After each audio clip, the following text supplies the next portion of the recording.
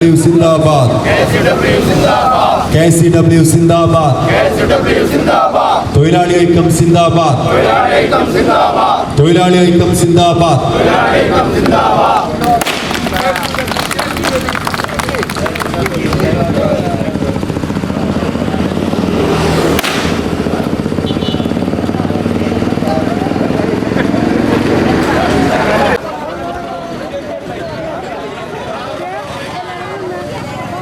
നമ്മുടെ മുഖ്യ അതിഥികളായിട്ട്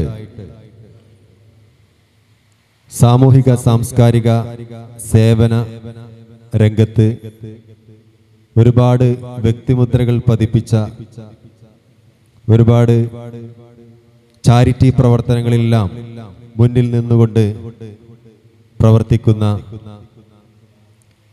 ഒരുപാട് ആളുകളെ നമ്മൾ ഈ ഒരു പരിപാടിയുമായി ബന്ധപ്പെട്ട് ഇതിലേക്ക് ക്ഷണിച്ചിട്ടുണ്ട്. ഈ പരിപാടിയുടെ സാന്നിധ്യവും ആശംസകളും അറിയിക്കുന്നതിന് വേണ്ടി നമ്മളിവിടെ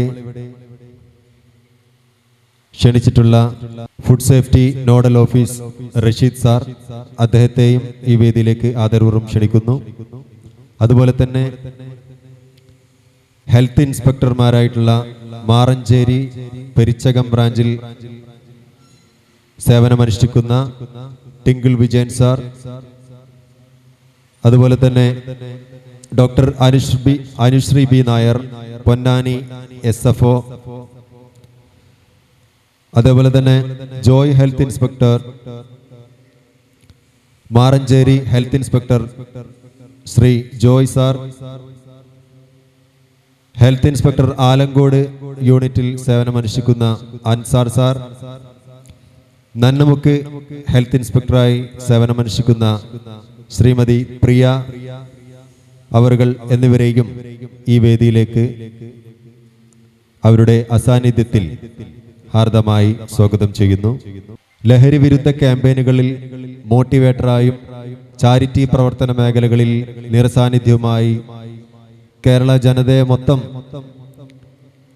മാതൃകാപരമായി നോക്കിക്കാണേണ്ട ഒരു വ്യക്തിത്വമാണ് നമ്മുടെ ഈ ഒരു പരിപാടിക്ക് മോട്ടിവേഷൻ ക്ലാസ് നൽകുന്നതിന് വേണ്ടി നാം ക്ഷണിച്ചിട്ടുള്ള ശ്രീ ഫിലിപ്പ് മമ്പാട് അവറുകൾ, അദ്ദേഹത്തെയും ഈ വേദിയിലേക്ക് സ്വാഗതം ചെയ്യുന്നു.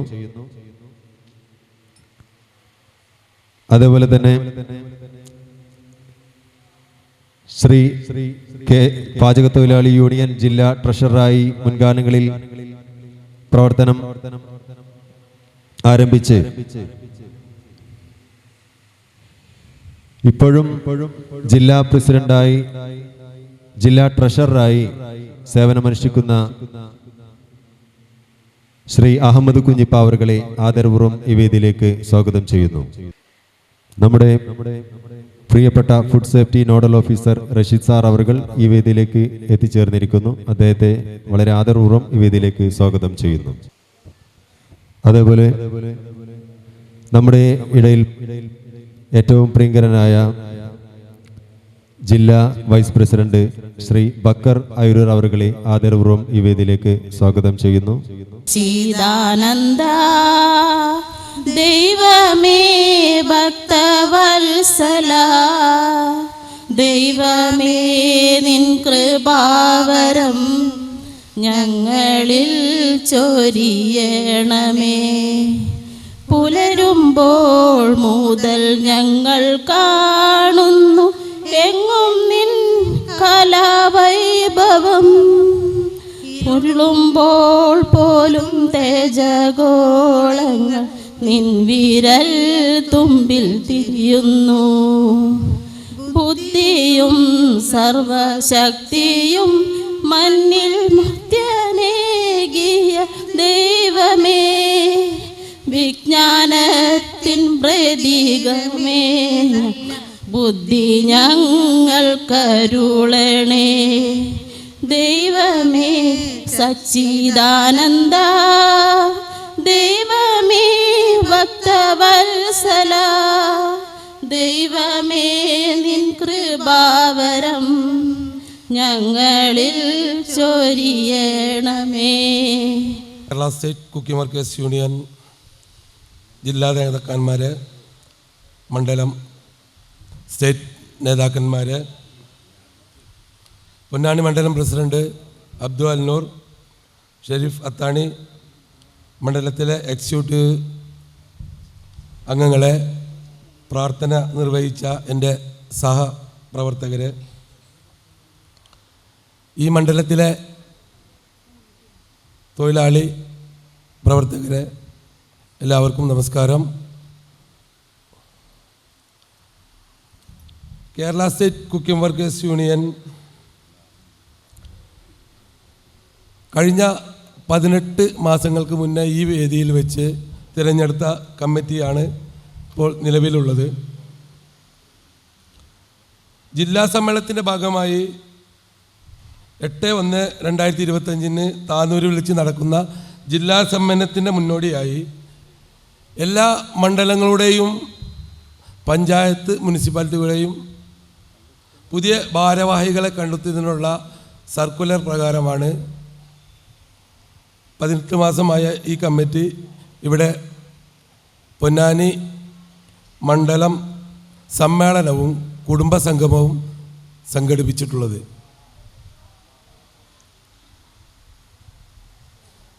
ഈ കാലയളവിൽ ഒട്ടനവധി പ്രവർത്തനങ്ങളുമായി പൊന്നാനി മണ്ഡലം കമ്മിറ്റി ഇവിടെ പ്രവർത്തിച്ചിട്ടുണ്ട്. വലിയൊരു പായസ ചലഞ്ച് നടത്തി 100-ൽ പരം ആളുകൾക്ക് റംസാൻ കിറ്റ് വിതരണം ഈ മണ്ഡലത്തിൻ്റെ സഹായത്തോടു കൂടി നടത്തി. അതിലൊക്കെ ഇവിടുത്തെ പ്രവർത്തകരും മണ്ഡലത്തിലെ എക്സിക്യൂട്ടീവ് അംഗങ്ങളും അവരുടെ എല്ലാവിധ പിന്തുണയും മണ്ഡലം കമ്മിറ്റിക്ക് നൽകിയിട്ടുണ്ട്. മണ്ഡലത്തിലെ തൊഴിലാളികൾക്ക് ഹെൽത്ത് കാർഡ് എടുക്കുന്നതിനും FSSI സർട്ടിഫിക്കറ്റ് നൽകുന്നതിനുമൊക്കെ ഒരുപാട് കാര്യങ്ങളുമായി ഈ കഴിഞ്ഞ 18 മാസത്തിനുള്ളിൽ മണ്ഡലം കമ്മിറ്റിക്ക് സാധിച്ചിട്ടുണ്ട്. വിവാഹ, അസുഖ അപേക്ഷകൾ പരിഗണിച്ചുകൊണ്ട് അർഹതപ്പെട്ടവർക്ക് 6,03,000 രൂപ ഈ മണ്ഡലം കമ്മിറ്റി കാലയളവിൽ ചാരിറ്റിയായി നൽകാൻ സാധിച്ചു. അതിൽ സഹകരിച്ച എല്ലാവർക്കും 3 സെക്ഷനായിട്ടാണ് ഈ പരിപാടി ഇവിടെ ആസൂത്രണം ചെയ്തത്. സമയം വൈകിയതുകൊണ്ട് സ്വാഗത പ്രസംഗം നീട്ടുന്നില്ല. നമ്മുടെ ഉദ്ഘാടന പരിപാടി കഴിഞ്ഞാൽ കുടുംബ സദസ്സിൽ നമ്മൾക്ക് വേണ്ട നിർദ്ദേശങ്ങളൊക്കെ നൽകുന്നതിന് വേണ്ടി ഈ കാലഘട്ടത്തിൽ നടമാടിക്കൊണ്ടിരിക്കുന്ന ലഹരിക്കെതിരെയുള്ള കാര്യങ്ങളൊക്കെ നമ്മുടെ മമ്പാട് സാർ ഇവിടെ ക്ലാസ് എടുക്കും. ആ സെക്ഷൻ കഴിഞ്ഞാൽ നമ്മുടെ കമ്മിറ്റിയുടെ ഇതുവരെയുള്ള പ്രവർത്തനങ്ങളുടെ റിപ്പോർട്ടും കണക്കൊക്കെ അവതരിപ്പിച്ച് പുതിയ ഭാരവാഹികളെ കണ്ടെത്തുന്നതിന് വേണ്ടി ഉള്ള തെരഞ്ഞെടുപ്പും നടത്തി. അതിനുശേഷം തിരൂർ നൗഷാദ് അവതരിപ്പിക്കുന്ന ഗാനമേളയോടുകൂടിയാണ് ഈ പരിപാടി ഷെഡ്യൂൾ ചെയ്തിട്ടുള്ളത്. സംഘടനയുടെ കാര്യങ്ങളെക്കുറിച്ച് സംസാരിക്കുന്നതിന് സംസ്ഥാന സെക്രട്ടറിയും ജില്ലാ സെക്രട്ടറിയൊക്കെ ഇവിടെ സന്നിധരായിട്ടുണ്ട്. അതിലേക്ക് ഞാൻ കടക്കുന്നില്ല. എൻ്റെ കർത്തവ്യമായ സ്വാഗതം ആശംസിക്കുന്നതിലേക്ക് ഞാൻ പ്രവേശിക്കുന്നു. ഈ പരിപാടിക്ക് പതാക ഉയർത്തിയ നമ്മളുടെ ജില്ലാ പ്രസിഡന്റ്, നമ്മുടെ കാർന്നവരുമായ അച്യുതൻ വണ്ടൂർ അവരുകളെ ഈ വേദിയിലേക്ക് സ്വാഗതം ചെയ്യുന്നു. ഈ പരിപാടി പ്രാർത്ഥന ആലപിച്ച ബിന്ദു, പുഷ്പ, ഗിരിജ എന്നിവരെ വേദിയിലേക്ക് സ്വാഗതം ചെയ്യുന്നു. ഈ പരിപാടിയുടെ ഉദ്ഘാടന കർമ്മം നിർവഹിക്കുന്ന മലപ്പുറം ജില്ലയുടെ കരുത്തനായ സെക്രട്ടറി ജംഷി അടക്കര അവരുകളെ ഈ വേദിയിലേക്ക് സ്വാഗതം ചെയ്യുന്നു. ഈ സംഘടനയെ കുറിച്ച് വിശദീകരിക്കുന്നതിന് വേണ്ടി നമ്മളുടെ ജില്ലാ ജനറൽ സെക്രട്ടറി ഹനീഫ കണ്ണൂർ ഇവിടെ എത്തിയിട്ടുണ്ട്. അദ്ദേഹത്തെയും ഈ വേദിയിലേക്ക് സ്വാഗതം ചെയ്യുന്നു. പ്രശസ്ത മോട്ടിവേഷർ മുഖ്യാതിഥി ഫിലിപ്പ് മമ്പാട് അവർ ഇവിടെ എത്തിയിട്ടുണ്ട്. അദ്ദേഹത്തെ ഈ വേദിയിലേക്ക് സ്വാഗതം ചെയ്യുന്നു.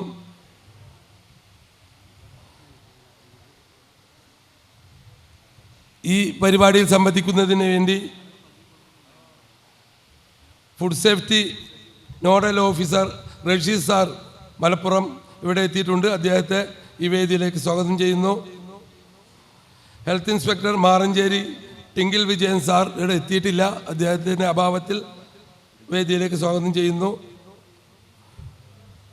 പൊന്നാനി FSO അനുശ്രീ ബി നായർ എത്താമെന്ന് പറഞ്ഞിട്ടുണ്ട്, എത്തിയിട്ടില്ല. അദ്ദേഹത്തെ ഈ വേദിയിലേക്ക് അഭാവത്തിൽ സ്വാഗതം ചെയ്യുന്നു. Joint health inspector Maranchery Joy അദ്ദേഹത്തെയും ഈ വേദിയിലേക്ക് സ്വാഗതം ചെയ്യുന്നു. അൻസാർ ഹെൽത്ത് ഇൻസ്പെക്ടർ ആലങ്കോട് അദ്ദേഹം എത്തിയിട്ടില്ല, അഭാവത്തിൽ സ്വാഗതം ചെയ്യുന്നു.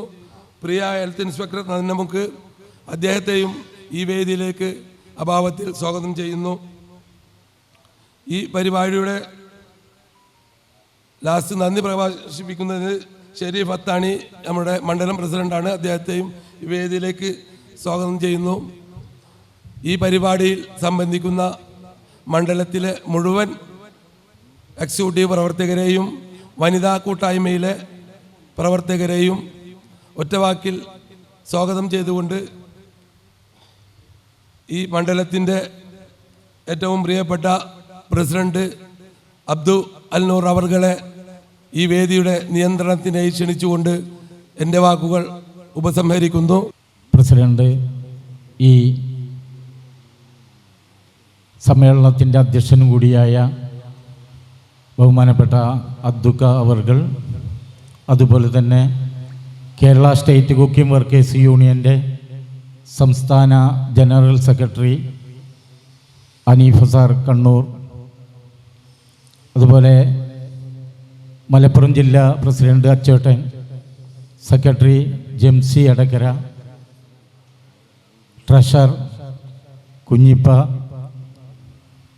അതുപോലെ തന്നെ നമ്മുടെ ജില്ലാ മണ്ഡലം കമ്മിറ്റി ഭാരവാഹികൾ, എക്സിക്യൂട്ടീവ് അംഗങ്ങൾ, മണ്ഡലം എക്സിക്യൂട്ടീവ് അംഗങ്ങൾ, അതുപോലെ തന്നെ നമ്മുടെ ഈ സമ്മേളനത്തിൽ മോട്ടിവേഷൻ ക്ലാസ് പറയുന്ന ഫിലിപ്പ് മമ്പാട് സാർ തുടങ്ങിയ, അതുപോലെ തന്നെ നമ്മുടെ നന്നമുക്ക് ആലങ്കോട് പഞ്ചായത്ത് ഹെൽത്ത് ഇൻസ്പെക്ടർമാർ, മറ്റു ഉദ്യോഗസ്ഥന്മാർ, എല്ലാവർക്കും നമസ്കാരം. ഇവിടെ നമ്മുടെ പ്രിയങ്കരനായ അബ്ദുക്കയാണ് അധ്യക്ഷൻ. പക്ഷെ അദ്ദേഹത്തിൻ്റെ സംസാരിക്കാനുള്ള പ്രയാസം കൊണ്ട് മാത്രമാണ് വൈസ് പ്രസിഡൻ്റായ ഞാൻ ഇവിടെ എഴുന്നേറ്റ് നിന്നിട്ടുള്ളത്. ഇവിടെ കാര്യമായി ഒന്നും തന്നെ അധ്യക്ഷ പ്രസംഗത്തിൻ്റെ ആവശ്യമില്ല. കാരണം ഒരുപാട് വ്യക്തിത്വങ്ങൾ, നേതാക്കന്മാർ ഇവിടെ പല വിഷയങ്ങളെക്കുറിച്ചും നിങ്ങളോട് സംസാരിക്കുവാനും പറയുവാനും ഒക്കെ ഇവിടെ ഉണ്ട്. ആയതുകൊണ്ട് തന്നെ അധ്യക്ഷ പ്രസംഗിക്കാൻ ഞാൻ അശക്തനാണ്. അതുകൊണ്ട് ഈ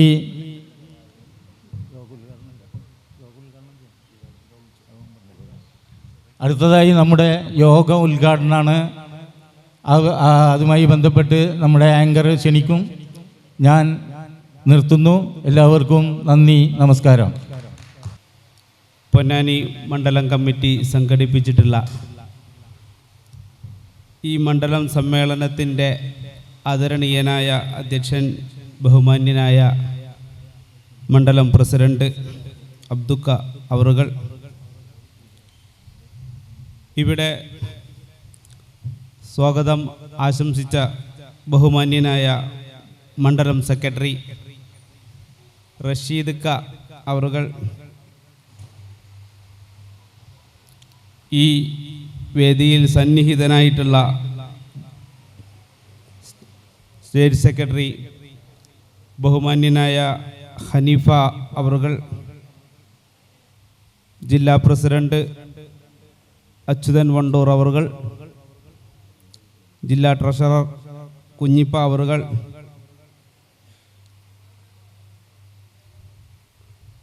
ഹെൽത്തിൻ്റെ റഷീദ് സാർ അവറുകൾ, അതിനൊക്കെ ഉപരി എൻ്റെ നാട്ടുകാരൻ, അതിനേക്കാൾ ഉപരി നമ്മുടെയൊക്കെ ഉള്ളിൽ ഉറങ്ങിക്കിടക്കുന്ന അല്ലെങ്കിൽ നമ്മളെ ഉള്ളിൽ അടിഞ്ഞുകൂടിയിട്ടുള്ള നമ്മുടെ ആ ഒരു പോരായ്മകളെക്കുറിച്ചുള്ള ആ ബോധത്തെ ഇങ്ങനെ ഇല്ലാതാക്കി നമ്മളെ മോട്ടിവേറ്റ് ചെയ്ത് നമ്മളെ മുൻനിരയിലേക്ക് എത്തിക്കുന്നതിലൊക്കെ സംസാരം കൊണ്ടും പ്രവർത്തനം കൊണ്ടൊക്കെ ശക്തമായ ഇടപെടൽ നടത്തുന്ന ഞങ്ങളെ നാടിൻ്റെ പേരൊക്കെ വാനോളം ഉയർത്തുന്ന അനുഗ്രഹീതനായ, ഏറെ സ്നേഹത്തോടെ ഫിലിപ്പ് സാറ്, ബഹുമാന്യനെ ഞാൻ നാട്ടുകാരനാണെങ്കിലും അടുത്ത് പരിചയപ്പെട്ട ഇന്നാണ്. പരിചയപ്പെടാൻ പറ്റിയ ഈ മുഹൂർത്തം ജീവിതത്തിലെ ഒരവിസ്മരണീയ മുഹൂർത്തമായി കാണാൻ ഈ സന്ദർഭം ഞാൻ ആഗ്രഹിക്കുന്നു. അതിനേക്കാൾ അപ്പുറം ഈ പരിപാടിയിൽ സംബന്ധിച്ചിട്ടുള്ള പ്രിയപ്പെട്ടവരെ, Kerala state cooking workers union Malappuram ജില്ലാ കമ്മിറ്റിയെ സംബന്ധിച്ചിടത്തോളം ജില്ലയിലുടനീളം ജനുവരി 28-ന് താനൂരിൽ നടക്കുന്ന ജില്ലാ സമ്മേളനത്തിൻ്റെ മുന്നോടിയായിട്ടുള്ള മണ്ഡലം സമ്മേളനങ്ങളാണ് ഇന്ന് വരെയുള്ള കാലയളവുകൾ നടന്നുകൊണ്ടിരിക്കുന്നത്. അതിൻ്റെ ഭാഗമായിട്ടാണ് ഇന്ന് നമ്മൾ ഈ പൊന്നാനി മണ്ഡലം സമ്മേളനത്തിൽ ഒരുമിച്ച് കൂടിയിട്ടുള്ളത്. ഇന്ന് തന്നെ ജില്ലയിലെ മറ്റ് 3 മണ്ഡലങ്ങളിൽ കൂടി സമ്മേളനങ്ങൾ നടക്കുന്നുണ്ട് എന്നുള്ളത് നിങ്ങൾക്ക് ഓരോരുത്തരും അറിയാമല്ലോ. 3 വർഷത്തിലൊരിക്കൽ സമ്മേളനങ്ങൾ സംഘടിപ്പിച്ചുകൊണ്ട് പുതിയ ഭാരവാഹികൾ നിലവിൽ വന്നുകൊണ്ട് പുതിയ ഒരു അപ്ഡേഷനോടുകൂടി പുതിയ കാലഘട്ടത്തെ അഡ്രസ്സ് ചെയ്യാൻ, പാചക തൊഴിലാളികളെ പിന്നണിയിൽ നിന്ന് മുന്നണിയിലേക്ക് എത്തിക്കുക എന്ന വലിയ ഉത്തരവാദിത്തമാണ് നമ്മൾ നിർവഹിച്ചു കൊണ്ടിരിക്കുന്നത്. ചെറിയ ഒരു പ്രവർത്തനമല്ല നമ്മൾ നടത്തിക്കൊണ്ടിരിക്കുന്നത്. നമ്മളെ സംബന്ധിച്ചിടത്തോളം കുറച്ച് വർഷങ്ങൾക്ക് മുമ്പ് ഒരാളും മൈൻഡ് ചെയ്യാത്ത ഒരവസ്ഥയിൽ നിന്ന് ഇന്ന് 4 ആളോട് സംസാരിക്കാൻ പോകുന്ന ഒരവസ്ഥയിലേക്ക് എത്തിച്ചിട്ടുണ്ടെങ്കിൽ അതിൻ്റെ പേര് കൂടിയാണ് Kerala state cooking workers union. ഇവിടെ ഒരിക്കൽ നമ്മളിങ്ങനെ നിൽക്കുമ്പോൾ വല്ലാത്തൊരു പ്രൗഡ് അനുഭവപ്പെടുന്നുണ്ട്. എന്ത് നേടി എന്നുള്ളത് നമ്മളിങ്ങനെ ആലോചിക്കുമ്പോൾ നമ്മൾ നമ്മളോട് തന്നെ പറയേണ്ടുന്ന അല്ലെങ്കിൽ നമുക്ക് നമ്മളോട് തന്നെ നൽകേണ്ടുന്ന ചില ഉത്തരങ്ങൾ ഇങ്ങനെ കിട്ടും. ഒരിക്കലും പരിചയപ്പെടാൻ ആഗ്രഹിച്ചിട്ടില്ലാത്തവർ തമ്മിൽ സൗഹൃദത്തിലാകുന്നു. ആ സൗഹൃദം യാത്രകളിലും അല്ലെങ്കിൽ മറ്റ് സന്തോഷങ്ങൾ പങ്കുവെക്കുന്നതിൽ വരെ എത്തിച്ചേരുന്നു. പരസ്പരം ഇണപിരിയാൻ കഴിയാത്തത്ര വലിയ സൗഹൃദത്തിൻ്റെ കാരണം ഈ സംഘടനയാകുന്നു. ഇവിടെ ബഹുമാന്യനായ മണ്ഡലം പ്രസിഡന്റിന് പകരം മുഹമ്മദ് ക സംസാരിക്കുന്നത് കേട്ടു. അധ്യക്ഷന് സംസാരിക്കാനുള്ള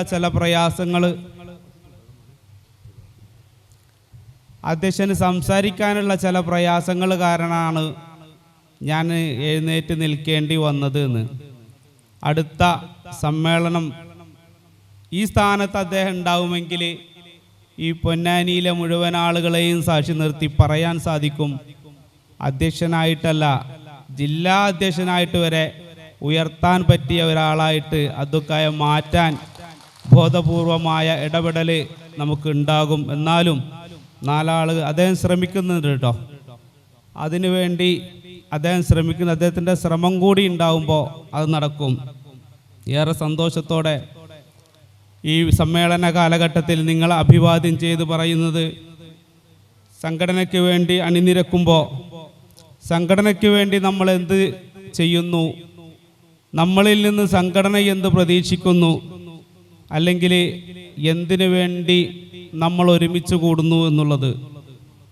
ഫിലിപ്പ് സാറിൻ്റെ ഗംഭീരമായ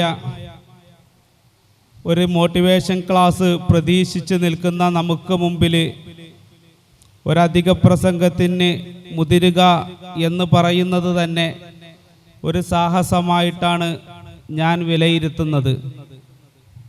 എന്നാലും സംഘടനാ സെക്ഷൻ ആയതുകൊണ്ട് ചില കാര്യങ്ങൾ പറയാതിരിക്കാൻ കഴിയാത്തത് കൊണ്ട് മാത്രം, എന്താണ് സംഘടന, എന്തിനാണ് സംഘടന എന്ന് നമ്മളിങ്ങനെ നമ്മളോട് ചോദിച്ചു കൊണ്ടിരിക്കുന്ന കാര്യമാണ്. കൂടെ നിൽക്കാൻ കുറേ ആളുണ്ടാകും എന്നുള്ളത്, അത് സന്തോഷത്തിൽ കൂടെ നിൽക്കാൻ ആളുണ്ടാകും എന്നല്ല, സങ്കടങ്ങളിൽ, സന്തോഷങ്ങളിൽ, സന്താപങ്ങളിൽ എപ്പോഴും കൂടെ നിൽക്കാൻ കുറേ ആളുണ്ടാകും എന്നുള്ളതിന് ഇന്ന് നമ്മൾ പറയുന്ന പേരാണ് Kerala state cooking workers union എന്ന്. ഓരോ കാര്യങ്ങളായിട്ട് നമ്മളിങ്ങനെ പറയുമ്പോൾ, നമ്മൾ ഓരോരുത്തരെ കാര്യങ്ങളായിട്ട് പറയുമ്പോൾ കേവലം കുട്ടിയെ കെട്ടിക്കാൻ വേണ്ടിയിട്ട് മാത്രം പിരിവെടുക്കുന്നതിനെ കുറിച്ചല്ല നമ്മൾ പറയുന്നത്. ഈ അർത്ഥത്തിൽ ഏറ്റവും നല്ല വസ്ത്രധാരികളായി 4 ആളുകൾക്ക് മുമ്പിൽ നമ്മൾ നിന്നിട്ടുണ്ടെങ്കിൽ ചെറുതല്ലാത്ത ഒരു കാര്യം സംഘടനക്കതിൽ നടത്താൻ സാധിച്ചിട്ടുണ്ട് എന്നാണ് പറയാനുള്ളത്. വൃത്തിയിൽ നടക്കണം, ശുദ്ധിയിൽ നടക്കണം, അതിനേക്കാൾ അപ്പുറം മനോഹരമായിട്ട് സംസാരിക്കണം. കഴിഞ്ഞ ദിവസം ഒരു സഹോദരനുമായി സംസാരിക്കുന്ന വേളയിൽ അദ്ദേഹം പറഞ്ഞു, മുമ്പത്തെ പോലെയല്ല, ഇന്ന് എനിക്കൊരു ക്ലയൻറ്റിനെ കാണാൻ പോകാൻ മടിയില്ല, കാരണം എങ്ങനെ സംസാരിക്കണം എന്നെനിക്ക് അറിവുണ്ടായിരുന്നില്ല. ഇന്ന് ആരോടും സംസാരിക്കാൻ കഴിയുന്ന ഒരർത്ഥത്തിലേക്ക് ഇന്നെ മാറ്റിയിട്ടുള്ളതിൽ ഈ സംഘടനയ്ക്ക് കൃത്യമായ റോളുണ്ട് എന്ന്. കാരണം നമ്മൾ ആരെയും വളർത്തുകയല്ല, നമ്മളിൽ ഒന്നിച്ച് വളരുകയാണ്. വളർത്താനായിട്ട് നമ്മൾ ആരെയും നിയോഗിച്ചിട്ടില്ല, പക്ഷെ നമ്മൾ ഒന്നിച്ച് വളരുന്നു. മാനസികമായ വളർച്ച, ശാരീരികമായ വളർച്ച, അതിനോടൊപ്പം നമ്മുടെ സാമ്പത്തികമായ വളർച്ച. ഇന്ന് വെളുപ്പിന് 7 മണിക്ക് ഞാൻ നാട്ടിൽ നിന്ന് പുറപ്പെടുമ്പോൾ, എൻ്റെ നാട്ടിൽ നിന്ന് 100-ലധികം കിലോമീറ്റർ ഉണ്ട് ഇങ്ങോട്ട്. നിങ്ങളിൽ പലരും എഴുന്നേറ്റിട്ടുണ്ടാവില്ല. ആ സമയത്താണ് ഞാൻ പുറപ്പെടുന്നത്. 1000-ലധികം ഉറുപ്പ്യ എണ്ണ അടിച്ച് ഇങ്ങോട്ട് പോരണമെങ്കിൽ ഈ സംഘടനയോടുള്ള കൂറ് എന്നുള്ളതിനേക്കാൾ ഞാൻ വില മതിക്കുന്നത് നിങ്ങളെ ഓരോരുത്തരെയും കാണാനും പരിചയപ്പെടാനും പരിചയം പുതുക്കാനും സന്തോഷങ്ങൾ പങ്കുവെക്കാനുമുള്ള ഓരോ നിമിഷവും അത് ആസ്വാദനത്തിന് അതുകൂടി ആസ്വദിക്കുന്നത് കൊണ്ടാണ്. ഇങ്ങനെ പ്രിയപ്പെട്ടവരെ, നമ്മൾ അകലങ്ങളിൽ നിന്ന് പരസ്പരം നോക്കാൻ പോലും മടിച്ചിരുന്ന ഒരു സമൂഹത്തിനെ ഒന്നിച്ചിരുത്താൻ പറ്റി, ഒന്നിച്ച് ചിന്തിപ്പിക്കാനും ഒരു ലക്ഷ്യത്തിന് വേണ്ടി പ്രവർത്തിപ്പിക്കുവാനും വേണ്ടി ഒരു പുതിയ ഒരു സമൂഹത്തെ സൃഷ്ടിച്ചു എന്നുള്ളത് കേരള സ്റ്റേറ്റ് കുക്കിംഗ് വർക്കേഴ്സ് യൂണിയന് മാത്രം കഴിയുന്ന ഒരു കാര്യമാണ്. നമ്മുടെ ഒരു കുറച്ച് മുമ്പത്തെ ഒരു അവസ്ഥ നിങ്ങളൊന്ന് ആലോചിക്കണം. നമ്മളെങ്ങനെയായിരുന്നു? 4 ആളുകൾക്ക് മുമ്പിൽ നമുക്ക് സംസാരിക്കാൻ കഴിവുണ്ടായിരുന്നില്ല. ഈ പറയുന്ന ഞാനായാലും നിങ്ങളിൽ ഓരോരുത്തരായാലും ഈ അർത്ഥത്തിൽ മാത്രം വളർന്നു വരികയും ഈ അർത്ഥത്തിൽ മാത്രം സംഘടനാ സംവിധാനങ്ങളെ ഉപയോഗപ്പെടുത്തുകയും ചെയ്തതിലൂടെ ഉണ്ടായ വലിയ വിപ്ലവകരമായ ഒരു മാറ്റം എന്താണെന്ന് ചോദിച്ചാൽ നമുക്ക് ആരെയും ഫേസ് ചെയ്യാൻ കഴിഞ്ഞു എന്നുള്ളതാണ്. ആ അർത്ഥത്തിൽ നമ്മളെ മണ്ഡലം പ്രസിഡൻ്റൊക്കെ വരുന്ന കാലഘട്ടത്തിൽ ഒരു തീപ്പൊരിയാകും എന്നുള്ളതിന് യാതൊരു സംശയവുമില്ല. തീർച്ചയായും ബഹുമാനപ്പെട്ട ഒരുപാട് ആളുകൾ ഈ വേദിയിൽ നമ്മെ അഭിസംബോധന ചെയ്യാനുണ്ട് എന്നുള്ളത് കൊണ്ടും ഒരുപാട് കാര്യങ്ങൾ നിങ്ങളെ പറഞ്ഞ് ബോറടിപ്പിക്കുന്നില്ല എന്നുള്ളത് കൊണ്ടും ഒരു കാര്യം 1-2 പോയിന്റുകൾ മാത്രം സൂചിപ്പിച്ചുകൊണ്ട് ഞാൻ അവസാനിപ്പിക്കുകയാണ്. ജനുവരി 28-ന് താനൂരിൽ നടക്കുന്ന ജില്ലാ സമ്മേളനത്തിലേക്ക് നിങ്ങൾ ഓരോരുത്തരെയും ഹൃദ്യമായി സ്വാഗതം ചെയ്യുകയാണ്. അതോടൊപ്പം തന്നെ ഈ മണ്ഡലത്തിൻ്റെ പരിധിയിൽ ഉൾക്കുന്ന പരമാവധി പ്രവർത്തകരെ ഉൾപ്പെടുത്തി ഘോഷയാത്രയിലും പ്രകടനത്തിലും പൊതുസമ്മേളനത്തിലും പരമാവധി ആളുകളെ ഉൾപ്പെടുത്തി ഒരു വലിയ ഒരു ജനാവലി ഉണ്ടാക്കാൻ നിങ്ങളെ ഓരോരുത്തരുടെയും കൃത്യമായ ഇടപെടൽ ഉണ്ടാവണം എന്ന് ഓരോരുത്തരെയും അഭിസംബോധന ചെയ്യാൻ ഈ സന്ദർഭം ഞാൻ ആഗ്രഹിക്കുകയാണ്. 18 മാസം മുമ്പ് കൃത്യമായ ഒരു മണ്ഡലം സമ്മേളനം വിളിച്ചു ചേർത്തിട്ടാണ് ഈ പുതിയ കമ്മിറ്റി വന്നതെന്ന്. 6 ലക്ഷത്തോളം രൂപ സമാഹരിക്കാൻ നമുക്ക് സാധിച്ചു എന്നുള്ളതിനേക്കാൾ അത് വിതരണം ചെയ്യാൻ 6 ലക്ഷത്തോളം രൂപ സമാഹരിക്കാൻ സാധിച്ചു എന്നുള്ളതിനേക്കാൾ അത് നൽകാൻ സാധിച്ചു എന്നുള്ളതാണ് പ്രിയപ്പെട്ടവരെ നമ്മൾ അഭിമാനപൂർവ്വം നിങ്ങൾക്ക് മുമ്പിൽ പറയാൻ ആഗ്രഹിക്കുന്നത്. ആർക്ക് നൽകി, എന്തിന് നൽകി? നമ്മൾ ഈ പ്ലാറ്റ്ഫോമിൻ്റെ ഭാഗമായതുകൊണ്ട് മാത്രം, നമ്മൾ ഈ കൂട്ടായ്മയുടെ ഭാഗമായതുകൊണ്ട് മാത്രം ആർക്കും പ്രയാസമില്ലാതെ, എന്നാലോ പ്രയാസപ്പെടുന്നവൻ്റെ കൂടെ ഒരു പ്രതീക്ഷയായിട്ട്, പ്രയാസപ്പെടുന്നവൻ്റെ കൂടെ അവൻ്റെ സന്തോഷത്തിലും സന്താപത്തിലും വിഷമല്ല ഇല്ലാതിരിക്കാൻ കൂടെ ചേർത്ത് നിർത്തി അവൻ്റെ കൂടെ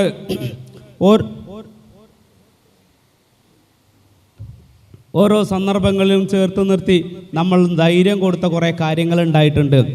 ഈ അടുത്ത് പൊന്നാനി മണ്ഡലത്തിലെ 2 സഹോദരങ്ങൾ, പേരറിയില്ല, എന്തായാലും അവരോട് വർത്തമാനങ്ങളൊക്കെ പറഞ്ഞപ്പോൾ അവർ നൽകുന്ന ചില തിരിച്ചുള്ള വർത്തമാനങ്ങൾ ഉണ്ടായിട്ടുണ്ട്. അവരുടെ കുടുംബങ്ങൾ പോലും പരിഗണിക്കാത്ത രീതിയിൽ സംഘടന അവരെ പരിഗണിച്ചപ്പോഴുള്ള സന്തോഷങ്ങൾ. പ്രിയപ്പെട്ടവരെ, ഇതിനു വേണ്ടിയിട്ടാണ് സംഘടന, ഇതിനു കൂടിയാണ് സംഘടന. ആത്യന്തികമായ നമ്മുടെ ലക്ഷ്യം അതല്ല എങ്കിലും ഇതൊക്കെ അതിൻ്റെ ഭാഗമായിട്ട് വരുന്നതാണ്. നമ്മുടെ ലക്ഷ്യം പാചകം തൊഴിലായിട്ട് അംഗീകരിക്കുക എന്നുള്ളതാണ്.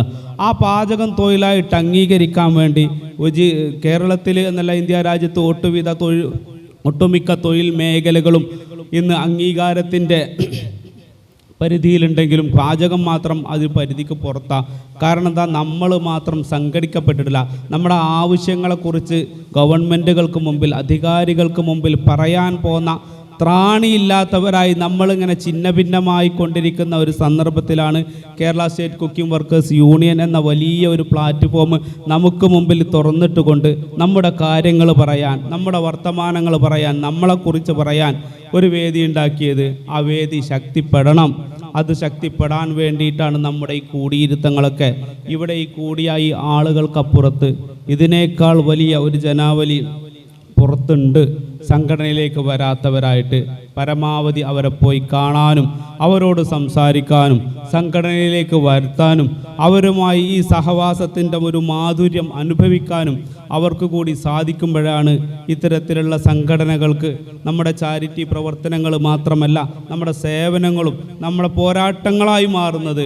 ഈ അർത്ഥത്തിൽ നമ്മുടെ ഈ അടുത്ത് സെക്രട്ടേറിയറ്റ് മാർച്ച് നടന്നപ്പോഴും നമ്മൾ വലിയ ഒരു ജനാവലി സംഘടിപ്പിക്കാൻ സാധിച്ചു. അതിനേക്കാൾ വലിയ ഒരു ജനാവലിയെ താനൂർ നഗരത്തിലൂടെ ഒരു വലിയ ഘോഷയാത്രയൊക്കെ സംഘടിപ്പിച്ച് ഈ സംഘടനയുടെ യശസ് ഉയർത്താൻ നിങ്ങൾ ഓരോരുത്തരും കൂടെ ഉണ്ടാകണം. അതുമാത്രം ആശംസിക്കുകയാണ്. അതോടൊപ്പം തന്നെ ഈ സന്ദർഭത്തിൽ സംഘടനാപരമായ കാര്യങ്ങൾ കൃത്യമായി അതിൻ്റെ ചാനലൈസ് സംസാരിക്കാൻ ബഹുമാന്യനായ സംഘടനാ സ്റ്റേറ്റ് സെക്രട്ടറി കൂടി ഇവിടെ ഉള്ള സന്ദർഭത്തിൽ ഒരുവിധം സംഘടനാ കാര്യങ്ങളിലേക്ക് പോകാൻ ഞാൻ ആഗ്രഹിക്കുന്നില്ല. എന്തായാലും ഇവിടെ കൂടിയ മുഴുവൻ സഹപ്രവർത്തകരെയും ഹൃദയത്തിലേക്ക് ചേർത്ത് വെച്ച് അഭിവാദ്യം ചെയ്തുകൊണ്ട് ഈ പരിപാടിയുടെ ഔപചാരികമായ ഉദ്ഘാടന കർമ്മം നിർവഹിച്ചതായി അറിയിച്ചുകൊണ്ട് ഒരിക്കൽ കൂടി താനൂരിൽ നടക്കുന്ന ജില്ലാ സമ്മേളനത്തിലേക്ക് നിങ്ങളെ ഓരോരുത്തരുടെയും മഹനീയമായ സാന്നിധ്യത്തെ സാദരം സ്വാഗതം ചെയ്തുകൊണ്ട് നിങ്ങളെ ക്ഷണിച്ചുകൊണ്ട് ഞാൻ എൻ്റെ വാക്കുകൾക്ക് വിരാമം കുറിക്കുന്നു. നിങ്ങൾക്ക് നന്ദി, അഭിവാദ്യങ്ങൾ. ആദരണീയനായ ജില്ലാ പ്രസിഡന്റ് അച്ചുവേട്ടൻ, അതുപോലെ പ്രിയപ്പെട്ട ഉദ്ഘാടകൻ ജംഷി എടക്കര, മണ്ഡലം പ്രസിഡന്റ് അബ്ദൂക്ക, അതുപോലെ സ്വാഗത ഭാഷകൻ മണ്ഡലം സെക്രട്ടറി റഷീദ്, വേദിയിലിരിക്കുന്ന ഞാൻ പല യൂട്യൂബിലൂടെയൊക്കെ കണ്ട് പരിചയപ്പെട്ടൊരു വ്യക്തിയാണ് ഫിലിപ്പ് മമ്പാട്. അദ്ദേഹത്തിൻ്റെ സാന്നിധ്യം ഇവിടെ കിട്ടിയിട്ടുണ്ട്. അദ്ദേഹം, അതുപോലെ തന്നെ food safety officer Rasheed sir, മറ്റ് വിവിധ നിലവാരത്തിൽ വിവിധ സംഘടനാ ഔദ്യോഗിക സ്ഥാനങ്ങൾ വഹിക്കുന്നവരെ, അതുപോലെ തന്നെ പ്രിയപ്പെട്ട പൊന്നാനി മണ്ഡലം മെമ്പർമാരെ, എല്ലാവർക്കും എൻ്റെ നമസ്കാരം. പൊന്നാനി മണ്ഡലത്തിലെ ഇത് രണ്ടാമതാണ് എനിക്ക് പങ്കെടുക്കാനുള്ള അവസരം ലഭിച്ചിരിക്കുന്നത്. തീർച്ചയായിട്ടും അതിന് സന്തോഷമുണ്ട്. ഞാനിവിടെ പങ്കെടുത്തിരിക്കുന്നത് സംഘടനയുമായി ബന്ധപ്പെട്ടുള്ള ചില വിശദീകരണങ്ങളും എന്തിനാണ് സംഘടന എന്നുള്ളതും മറ്റു വിവിധ കാര്യങ്ങളും ഒക്കെ സംസാരിക്കുന്നതിന് വേണ്ടിയാണ്. എന്തിനാണ് സംഘടന എന്ന് പറയുമ്പോൾ എനിക്ക് പറയാനുള്ളത് ഈ വേദിയാണ്. ഈ വേദിയിൽ ഈ മണ്ഡലത്തിൽ എത്രയോ പാചക തൊഴിലാളികൾ മെമ്പർമാരുണ്ട്. എന്നാൽ പലർക്കും എന്താണ് സംഘടന, സംഘാടകത്വം എങ്ങനെയാണ്, അംഗത്വം എങ്ങനെയാണ് എന്നുള്ളതിൻ്റെ അറിവുകൾ പൊതുവായിട്ട് അറിയില്ല എന്നുള്ളത് കൊണ്ടാണ് വേദിയെ ചില ഭാഗങ്ങൾ കാലിയാക്കാൻ സാഹചര്യമുണ്ടാക്കിയത്. ചിലപ്പോൾ കുറച്ച് കഴിഞ്ഞാൽ കൂടുതൽ ആൾക്കാർ വരുമായിരിക്കാം. നമ്മൾ നിങ്ങളിലേക്ക് വരുന്നത് എന്തിനാണ്? സംഘടന എന്താണ്, സംഘടനയുമായി ബന്ധപ്പെട്ട കാര്യങ്ങൾ നിങ്ങളിലേക്ക് അറിയിക്കുക, എല്ലാവരുമായി ഒന്ന് കാണുക. ഇത് തന്നെയാണ് സംഘടനയുടെ ആദ്യ ഘടകം. ജംഷി പറഞ്ഞതുപോലെ ഞാനും രാവിലെ 5 മണിക്കല്ല 4 മണിക്ക് എണീറ്റ് പ്രഭാത കാര്യങ്ങളൊക്കെ ചെയ്ത് 5 മണിക്കുള്ള വണ്ടിയിൽ കയറി ഇവിടെ എത്തുന്നതിനാണ് നിങ്ങളെയൊക്കെ കാണുക. നമ്മൾ മുമ്പൊക്കെ ഒരു കല്യാണ ഒരു ഹാളുകളിലോ വീടുകളിലോ പോയാൽ അവിടെ നേരത്തെ പാചകം നടത്തുന്ന ആൾക്കാരെയൊക്കെ കാണാൻ പറ്റും നമ്മൾ അവിടെ എത്തുമ്പോൾ, അല്ലേ? അപ്പോഴെന്താണ് നമ്മുടെ മുഖഭാവം? അവനാര് വലിയ പാചകക്കാരനായിരിക്കും, അല്ലേ? ഒരു നമ്മളൊരു പുച്ഛഭാവങ്ങൾ കൊടുക്കാറുണ്ടായിരുന്നു മുമ്പൊക്കെ. പക്ഷെ ഇന്ന് സംഘടനയുമായി ബന്ധപ്പെട്ടുള്ള ഇടപെടലിലൂടെ അങ്ങനെയുള്ള ആളെ കണ്ടാൽ ആദ്യം പോയി അങ്ങോട്ട് കൈ കൊടുത്ത് പരിചയപ്പെട്ട് പുഞ്ചിരിച്ച് ലോക്യം പറഞ്ഞ് സൗഹൃദം നടിച്ച് നല്ല പരിചയക്കാരായി മാറുകയാണ്. അതാണ് സംഘടന. സംഘടിച്ച് നിന്ന് കഴിഞ്ഞാൽ അതിലൂടെ കിട്ടുന്ന അറിവിലൂടെ നാം മാറിയതാണ്. നമുക്കറിയാത്ത കാര്യങ്ങൾ കുറേയുണ്ട്. അതൊക്കെ ഇങ്ങനെ സംഘടിച്ച് വരുമ്പോഴാണ് അറിയുന്നത്. അതിൻ്റെ ഫലനങ്ങളാണ് ഞാൻ ഈ പറഞ്ഞതുപോലുള്ളത്. സംഘടന എന്ന് പറഞ്ഞാൽ വേറൊരു കാര്യം കൂടി, നമുക്ക് തൊഴിലിടങ്ങളിൽ പല പ്രയാസങ്ങൾ ഉണ്ടാവാം, സാമ്പത്തികമായ പ്രയാസങ്ങൾ ഉണ്ടാവാം, പണിയെടുത്ത കാശ് കിട്ടുന്നുണ്ടാവില്ല, പല ചൂഷണങ്ങൾ ഉണ്ടാവാം, ഒക്കെ ഉണ്ടാവും, തീർച്ചയായിട്ടും ഉണ്ടാവും, ഇല്ലാണ്ടൊന്നും ഇരിക്കില്ല. വലിയൊരു തുക എനിക്ക് പണിയെടുത്ത ജോലി ചെയ്ത വകയിൽ കിട്ടാനുണ്ട്, അത് കിട്ടുന്നില്ല. നിരന്തരമായിട്ട് അദ്ദേഹത്തോട് ചോദിച്ചു, എന്നെ ഒരു വില വിൽക്കുന്നില്ല, നീ പോടൂ എന്നൊക്കെ പറഞ്ഞ് അലക്ഷ്യമായിട്ട് കാണുന്നു. അവിടെയാണ് സംഘടനാ ഗുണങ്ങൾ. സംഘടിച്ചു പോകുക, ഒറ്റക്ക് പോകുകയല്ല, അവിടെ സംഘടിച്ചു പോയാൽ നേടാവുന്നതേ ഉള്ളൂ. ഒരു അനുഭവം ഞാൻ പറയാം. കണ്ണൂർ ജില്ലയിലെ പയ്യന്നൂരിൽ ഇതുപോലൊരു പാചക തൊഴിലാളി, അദ്ദേഹം കല്യാണ വീടുകളും ഒരു കാറ്ററിങ്ങും ഹോട്ടലൊക്കെ ഉള്ള സ്ഥാപനത്തിൽ ജോലി ചെയ്തുകൊണ്ടിരിക്കുമ്പോൾ അദ്ദേഹം കുറച്ച് ദിവസത്തെ ലീവ് വേണം. കുറച്ച് പ്രായം ആയ മനുഷ്യനാണ്. അപ്പോൾ ആ ഹോട്ടലുകാരൻ അല്ലെങ്കിൽ കാറ്ററിംഗുകാരൻ പറഞ്ഞത്, നിങ്ങൾ തൽക്കാലത്തേക്ക് ഒരാളെ ഇവിടെ ആക്കി വെക്ക്, പരിചയപ്പെടുത്തി വെക്ക്, എന്നിട്ട് പോയിക്കോന്ന് പറഞ്ഞ് അങ്ങനെ ഒരാളെ അവിടെ സംഘടിപ്പിച്ച് കൊടുത്ത് പോയി. ലീവ് കഴിഞ്ഞ് വന്നപ്പോൾ അയാൾക്ക് പണിയില്ല. ഇനി നിങ്ങളെ ആവശ്യമില്ല, നിങ്ങൾ ഏൽപ്പിച്ച ആൾ ഇനി ചെയ്തോളാം എന്ന് പറഞ്ഞു. നിസ്സഹായനായി അദ്ദേഹം കമ്മിറ്റിയിൽ വന്നു, യോഗത്തിന് വന്നു. ഈ കാര്യം പറയുന്നത് ഞാൻ കേട്ടു. അന്ന് ഞാൻ കണ്ണൂർ ജില്ലാ സെക്രട്ടറി ആയിരുന്നു. എന്താണ് വിഷയം എന്ന് ഞാൻ അങ്ങോട്ട് ചോദിച്ചു. ഇതുപോലെയാണ് 2-3 വർഷം തൊഴിലെടുത്ത് ഒരു കാരണവുമല്ലാതെ അകാരണമായി അദ്ദേഹത്തെ പണിയിൽ നിന്ന് പുറത്താക്കി. ലെറ്റർ കൊടുക്കാൻ പറഞ്ഞു. ഞാൻ കാരണം വേണം. ഇന്നൊരു ആക്ട് ഉണ്ട്, ലേബർ ആക്ട് ഒക്കെ ഉള്ളൊരു കാലഘട്ടമാണ്. എന്താണ് ലേബർ ആക്ട്? നമ്മൾ കണ്ടില്ലേ, കെട്ടിടങ്ങളൊക്കെ പണിയുമ്പോൾ ഇപ്പൊ പലർക്കും വന്നിട്ടുണ്ടാവും കെട്ടിട നികുതി ഇനത്തിലൊക്കെ ലേബർ ഓഫീസിൽ നിന്നൊക്കെ അതിന്റെ ചലാൻ അടക്കണം എന്നൊക്കെ പറഞ്ഞിട്ട് പെട്ടെന്നായിരിക്കും പറയാ. ഒരു 10 വർഷം മുമ്പൊക്കെ വീടെടുത്തവർക്കുണ്ടാവും നോട്ടീസൊക്കെ വന്നിട്ടുണ്ടാവും, നിങ്ങൾ ഇത്ര രൂപ നിർമ്മാണ തൊഴിലാളി ക്ഷേമനിധിയിലേക്ക് അടക്കണം എന്ന് പറഞ്ഞിട്ട്. അതെന്തിനാണ് ഇപ്പം ഞാൻ അടക്കുന്നത്? ഞാൻ അങ്ങനത്തേലൊന്നും പണി എടുക്കുന്നില്ലല്ലോ, ഞാൻ ആ നിർമ്മാണ തൊഴിലാളിയല്ലല്ലോ. പക്ഷെ ലേബർ ആക്റ്റിൽ അങ്ങനെയുണ്ട്. എന്താണ്? നമ്മുടെ വീടിൻ്റെ പണി നടന്നുകൊണ്ടിരിക്കുമ്പോൾ ആ പണി നടന്ന് ആ വീടിൻ്റെ പണി കഴിയുന്നത് വരെ പണിയെടുത്ത ലേബറിൻ്റെ, ആ നിർമ്മാണ തൊഴിലാളിയുടെ അവകാശം, അതിന് വേണ്ടിയിട്ട് ആ നിർമ്മാണ തൊഴിലാളി ക്ഷേമനിധിയിലേക്കുള്ള ഫണ്ട് ആ വീടെടുത്ത ആൾക്കാർ കൊടുക്കണം. അങ്ങനെയൊക്കെയുള്ള നിയമങ്ങളൊക്കെ ഉണ്ട്. ഈ ലേബർ ആക്ട് പ്രകാരം ലെറ്റർ കൊടുക്കാണ് പറഞ്ഞത്. കാരണം അറിയിക്കണം. അക്കാരണമായിട്ടല്ല ഒരാളെ പുറത്താക്കേണ്ടത്. ലെറ്റർ കൊടുത്തപ്പോൾ ഹോട്ടലുകാരൻ പറഞ്ഞു, അല്ലെങ്കിൽ കാറ്ററിംഗുകാരൻ പറഞ്ഞതറിയോ, ഞങ്ങൾ സൗകര്യമാണത്, ആ സൗകര്യം പറ്റില്ലല്ലോ എന്ന് പറഞ്ഞു. കാരണം അന്ന് എനിക്ക് കണ്ണൂർ ജില്ലയിലെ ലേബർ ഓഫീസറുമായിട്ട് നല്ല ബന്ധമുണ്ട്. അദ്ദേഹത്തോട് ചോദിച്ചുകൊണ്ട് തന്നെ കാര്യങ്ങൾ ഞാൻ അന്വേഷിച്ചു, ഇത് വിശദീകരിച്ചു. പറ്റില്ലല്ലോ. അദ്ദേഹത്തിന് ന്യായമായി കൊടുക്കേണ്ട അവകാശമുണ്ട്, അത് കൊടുക്കണം. അതൊന്നുമില്ല, അതൊന്നും ഞങ്ങൾക്ക് കൊടുക്കാൻ പറ്റില്ല. അപ്പോൾ ഞങ്ങൾക്ക് ഞങ്ങളെ വഴി തേടേണ്ടി വരും. അപ്പോഴേക്കും അവരെന്താ, ഈ ഹോട്ടൽ അസോസിയേഷൻ ആൾക്കാരൊക്കെ വിളിച്ചു, ഒന്നും കൊടുക്കണ്ട അയാൾക്ക്, ഞങ്ങൾ ഡെയിലി ശമ്പളത്തിൽ അയാൾക്ക് എല്ലാം കൊടുക്കുന്നുണ്ടെന്നാണ്. ഇതൊന്നും അറിയാത്തവരുണ്ട് പലരും, നേതൃത്വത്തിലുള്ളവർക്കായാലും ശരി അറിയാത്തവരുണ്ട്. ആ ഹോട്ടൽ അസോസിയേഷൻ്റെ ഉന്നത സ്ഥാനം വഹിക്കുന്ന വ്യക്തിയാണ് പറഞ്ഞത്, അയാൾക്ക് ലേബറിനെ പറ്റി അറിയില്ല.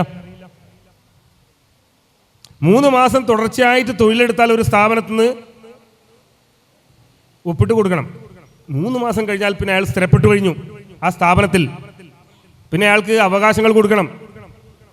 ഇത് 2 വർഷവും 11 മാസവും തൊഴിലെടുത്ത ഒരാളെ അകാരണമായിട്ട് പുറത്താക്കി. ചർച്ച വെച്ചു. അയാളോട് ഞാൻ പറഞ്ഞു, എനിക്കൊരു പരിചയമുള്ളൊരു കാറ്ററിംഗുകാരനായതുകൊണ്ട് അദ്ദേഹത്തെ ആശ്വസിപ്പിച്ചുകൊണ്ട് എന്തെങ്കിലും കൊടുത്ത് വിട്ടേന്ന് പറഞ്ഞപ്പോൾ അതൊന്നും കേൾക്കാതെ നിന്നു. അവസാനം ലേബറിൽ കൊടുത്തു. ചർച്ച വന്നു. ഒരു 5-10 രൂപയിൽ തീരേണ്ട 40,000 രൂപ അദ്ദേഹത്തിന് നഷ്ടപരിഹാരം കൊടുക്കേണ്ടി വന്നു. ന്യായമായ കാര്യമായതുകൊണ്ട്. അതെന്തുകൊണ്ടാണ്? സംഘടിച്ചു പോയതുകൊണ്ടാ. ആ ഒരു വ്യക്തി ഒറ്റയ്ക്ക് പോയി എൻ്റെ അവകാശം വേണമെന്ന് പറഞ്ഞാൽ കൊടുക്കുവോ? അയാൾക്കെതിരെ ഇല്ലാത്ത കാരണങ്ങൾ ഉണ്ടാക്കും, ഇല്ലാത്ത പ്രശ്നങ്ങൾ ഉണ്ടാക്കും. അവസാനം അയാൾക്ക് മനസ്സിന് താല്പര്യമാണ്, മതി പോട്ടെ, ഇനി വേണ്ടപ്പ, അതിൻ്റെ പിറകെയൊന്നും എനിക്ക് പോകാൻ പറ്റില്ല എന്നുള്ള കാഴ്ചപ്പാട് വരും. ഇവിടെ സംഘടിച്ചു പോകുമ്പോൾ സംഘടനയുടെ, അത് ഏത് സംഘടന ആയിക്കോട്ടെ, അതിൻ്റെ ബലമുണ്ട് അവിടെ. ഇത്തരം കാര്യങ്ങൾക്ക് പ്രാധാന്യമുണ്ട് സംഘടന എന്ന് പറഞ്ഞാൽ. മുൻപൊരിക്കൽ നെടുമ്പാശ്ശേരി എയർപോർട്ടിലാണെന്ന് തോന്നുന്നത്, സംഘടിക്കാതെ അല്ലെങ്കിൽ സംഘടനാപരമായിട്ട് ഒന്നും ഒരു ബലമില്ലാതെ അവിടെ താൽക്കാലിക ജീവനക്കാരായിട്ട് ഈ ട്രോളിയൊക്കെ തള്ളുന്നവരൊക്കെ അകാരണമായിട്ട് ഇതുപോലെ പിരിച്ചുവിട്ടു. സംഘടിച്ച് അല്ലെങ്കിൽ ഏതെങ്കിലും ഒരു സംഘടനയുടെ പിൻബലമില്ലാതെ നിന്നതിൻ്റെ പേരിൽ അവർക്ക് കിട്ടേണ്ട അവകാശങ്ങൾ കിട്ടിയിട്ടില്ല. ശേഷമാണ് സംഘടിക്കുന്നവർ പല രാഷ്ട്രീയ ട്രേഡ് യൂണിയനിലും മറ്റുമൊക്കെയായിട്ട്. നമ്മുടെ പ്രത്യേകത എന്താണ്? നമുക്ക് രാഷ്ട്രീയമില്ല, സംഘടനയിൽ രാഷ്ട്രീയമില്ല, നമുക്ക് വ്യക്തിപരമായിട്ട് രാഷ്ട്രീയമുണ്ട്. സംഘടനയിൽ രാഷ്ട്രീയമില്ലാത്തത് കൊണ്ട് തന്നെ നമുക്ക് ഏത് രാഷ്ട്രീയത്തിലും നമുക്ക് പ്രവർത്തിക്കാം. അതുകൊണ്ട് തന്നെ പല വിഭാഗങ്ങളിലുള്ള, പല വ്യത്യസ്ത രാഷ്ട്രീയത്തിലുള്ള ആൾക്കാർ നമ്മുടെ സംഘടനയിൽ അംഗങ്ങളാണ്. ഇന്ന് കേരളത്തിൽ ആധികാരികമായിട്ട് ഒരേ ഒരു സംഘടനയുള്ളത് പാചക തൊഴിലാളികളുടേത്, അത് ഞങ്ങളുടെ തന്നെയാണ്. തീർച്ചയായിട്ടും അതിനെ അഭിമാനിക്കാവുന്ന കാര്യമാണ്. നമ്മൾ കണ്ടതല്ലേ അങ്ങ് തിരുവനന്തപുരത്ത് 10,000ങ്ങളാണ് ആ നിയമസഭാ സെക്രട്ടേറിയറ്റ് കവാടത്തിൽ അങ്ങ് ഒഴുകിയെത്തിയത്. എൻ്റെ അവകാശങ്ങൾ എനിക്ക് പറയണം, എൻ്റെ അവകാശങ്ങൾ എനിക്ക് നേടിയെടുക്കണമെന്നുള്ള ഓരോ പാചക തൊഴിലാളിയുടെയും മാനസികമായിട്ടുള്ള ആവേശത്തിൻ്റെ പുറകെയാണ് അത് എത്തിച്ചേർന്നത്. ആവേശത്തിൻ്റെ പുറകെയാണ് അത് എത്തിച്ചേർന്നത്. അങ്ങനെ നമ്മൾ സംഘടിക്കണം. മാറി നിൽക്കുന്നവരൊക്കെ നമ്മൾ ഒന്നിച്ച് കൂട്ടിക്കൊണ്ടുവരണം. സംഘടിച്ചാൽ മാത്രമേ നമുക്ക് അവകാശങ്ങൾ എടുക്കാൻ കഴിയുള്ളൂ. അവകാശങ്ങൾ നേടുന്നതിന് മുമ്പേ നമുക്ക് പല കാര്യങ്ങളുണ്ട്. ഇപ്പം ഇവിടെ ഈ മണ്ഡലം കമ്മിറ്റി ഒരു വലിയൊരു എമൗണ്ടിൽ പല കാര്യത്തിനായിട്ട് സഹായങ്ങൾ ചെയ്തെന്ന് പറഞ്ഞു. അതും ഒരു കാരണമാണ്, അതും ഒരു നല്ല ലക്ഷണമാണ്. അതും സംഘടിച്ച് നിന്നാലേ കിട്ടുള്ളൂ. സംഘടിക്കാതെ എത്രയോ പാചക തൊഴിലാളികളുണ്ട്, അവർക്ക് ഏതെങ്കിലും തരത്തിൽ ഒരു ഗുണങ്ങൾ കിട്ടുന്നുണ്ടോ? സംഘടിക്കാതെ എത്രയോ പാചക തൊഴിലാളികളുണ്ട്, അവർക്ക് ഏതെങ്കിലും തരത്തിലുള്ള ഫുഡ് സേഫ്റ്റിയുടെയോ ഏതെങ്കിലും തരത്തിലുള്ള ഫോസ്റ്റാഗിൻ്റെയോ ക്ലാസ്സുകളിലോ മറ്റോ പങ്കെടുക്കാൻ കഴിയുന്നുണ്ടോ?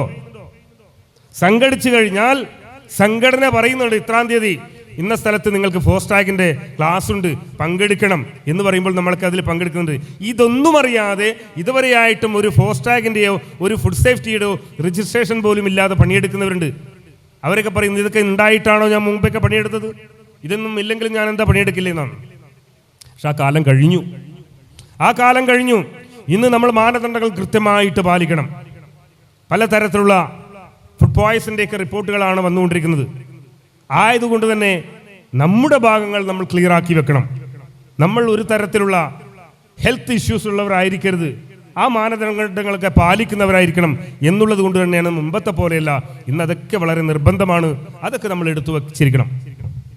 കാരണം എന്താണ്, ഒരിടത്ത് ഒരു കല്യാണ വീടിൽ അല്ല കല്യാണ ഹാളിൽ ഒരു ഫുഡ് പോയ്സൺ ഉണ്ടായിക്കഴിഞ്ഞാൽ ഫുഡ് സേഫ്റ്റി ഓഫീസർ അവിടെ എത്തിക്കഴിഞ്ഞാൽ, ഹെൽത്ത് ഡിപ്പാർട്ട്മെന്റ് എത്തിക്കഴിഞ്ഞാൽ ആദ്യം ചോദിക്കുന്ന എന്താണ്, ആരാണ് പാചകം വെച്ചത്, പാചകം ചെയ്ത ആരാണ്? അയാളെ വിളിപ്പിക്കും.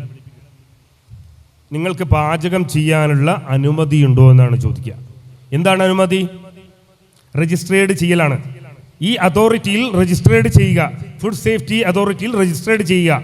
എനിക്ക് പാചകം ചെയ്യാൻ അനുമതി വേണമെന്ന് പറഞ്ഞുകൊണ്ട് അതുണ്ടോ എന്നാണ് ആദ്യം ചോദിക്കുക. ഇല്ല എങ്കിൽ ബാക്കി എന്ത് കംപ്ലൈൻറ്റ് ആയാലും ശരി അയാളെ പെടലിക്ക് വരും എല്ലാ കേസും. അതോടൊപ്പം തന്നെ മായം ചേർന്ന ഭക്ഷ്യോൽപ്പന്നങ്ങൾ നാം വീട്ടുകാർക്കോ മറ്റുള്ളവരോടോ കാര്യങ്ങൾ പറഞ്ഞ് മനസ്സിലാക്കിക്കൊണ്ട് അത് വാങ്ങാതെ അത് ഉപയോഗിക്കാത്ത തരത്തിലുള്ള രീതിയിൽ നമ്മുടെ പാചകം നടത്തണം. കാരണം വീട്ടുകാർ നാളെ നിങ്ങളെ കൈയൊഴിയും. അതൊന്നും ഞങ്ങൾക്കറിയില്ല കേട്ടോ, അതൊന്നും പാചകക്കാരൻ പറഞ്ഞിട്ടില്ല, കളർ ഉപയോഗിക്കാൻ പാടില്ല എന്ന് പറഞ്ഞിട്ടില്ല, അല്ലെ ഇങ്ങനെയാണെന്ന് പറഞ്ഞിട്ടില്ല, അങ്ങനെയാണെന്ന് പറഞ്ഞില്ല, അവർ കൈയൊഴിയും, നിങ്ങളെയാണ് പിടിക്കുക. നിങ്ങൾക്കിതൊക്കെ മനസ്സിലാകണമെങ്കിൽ എന്താ ചെയ്യേണ്ടേ?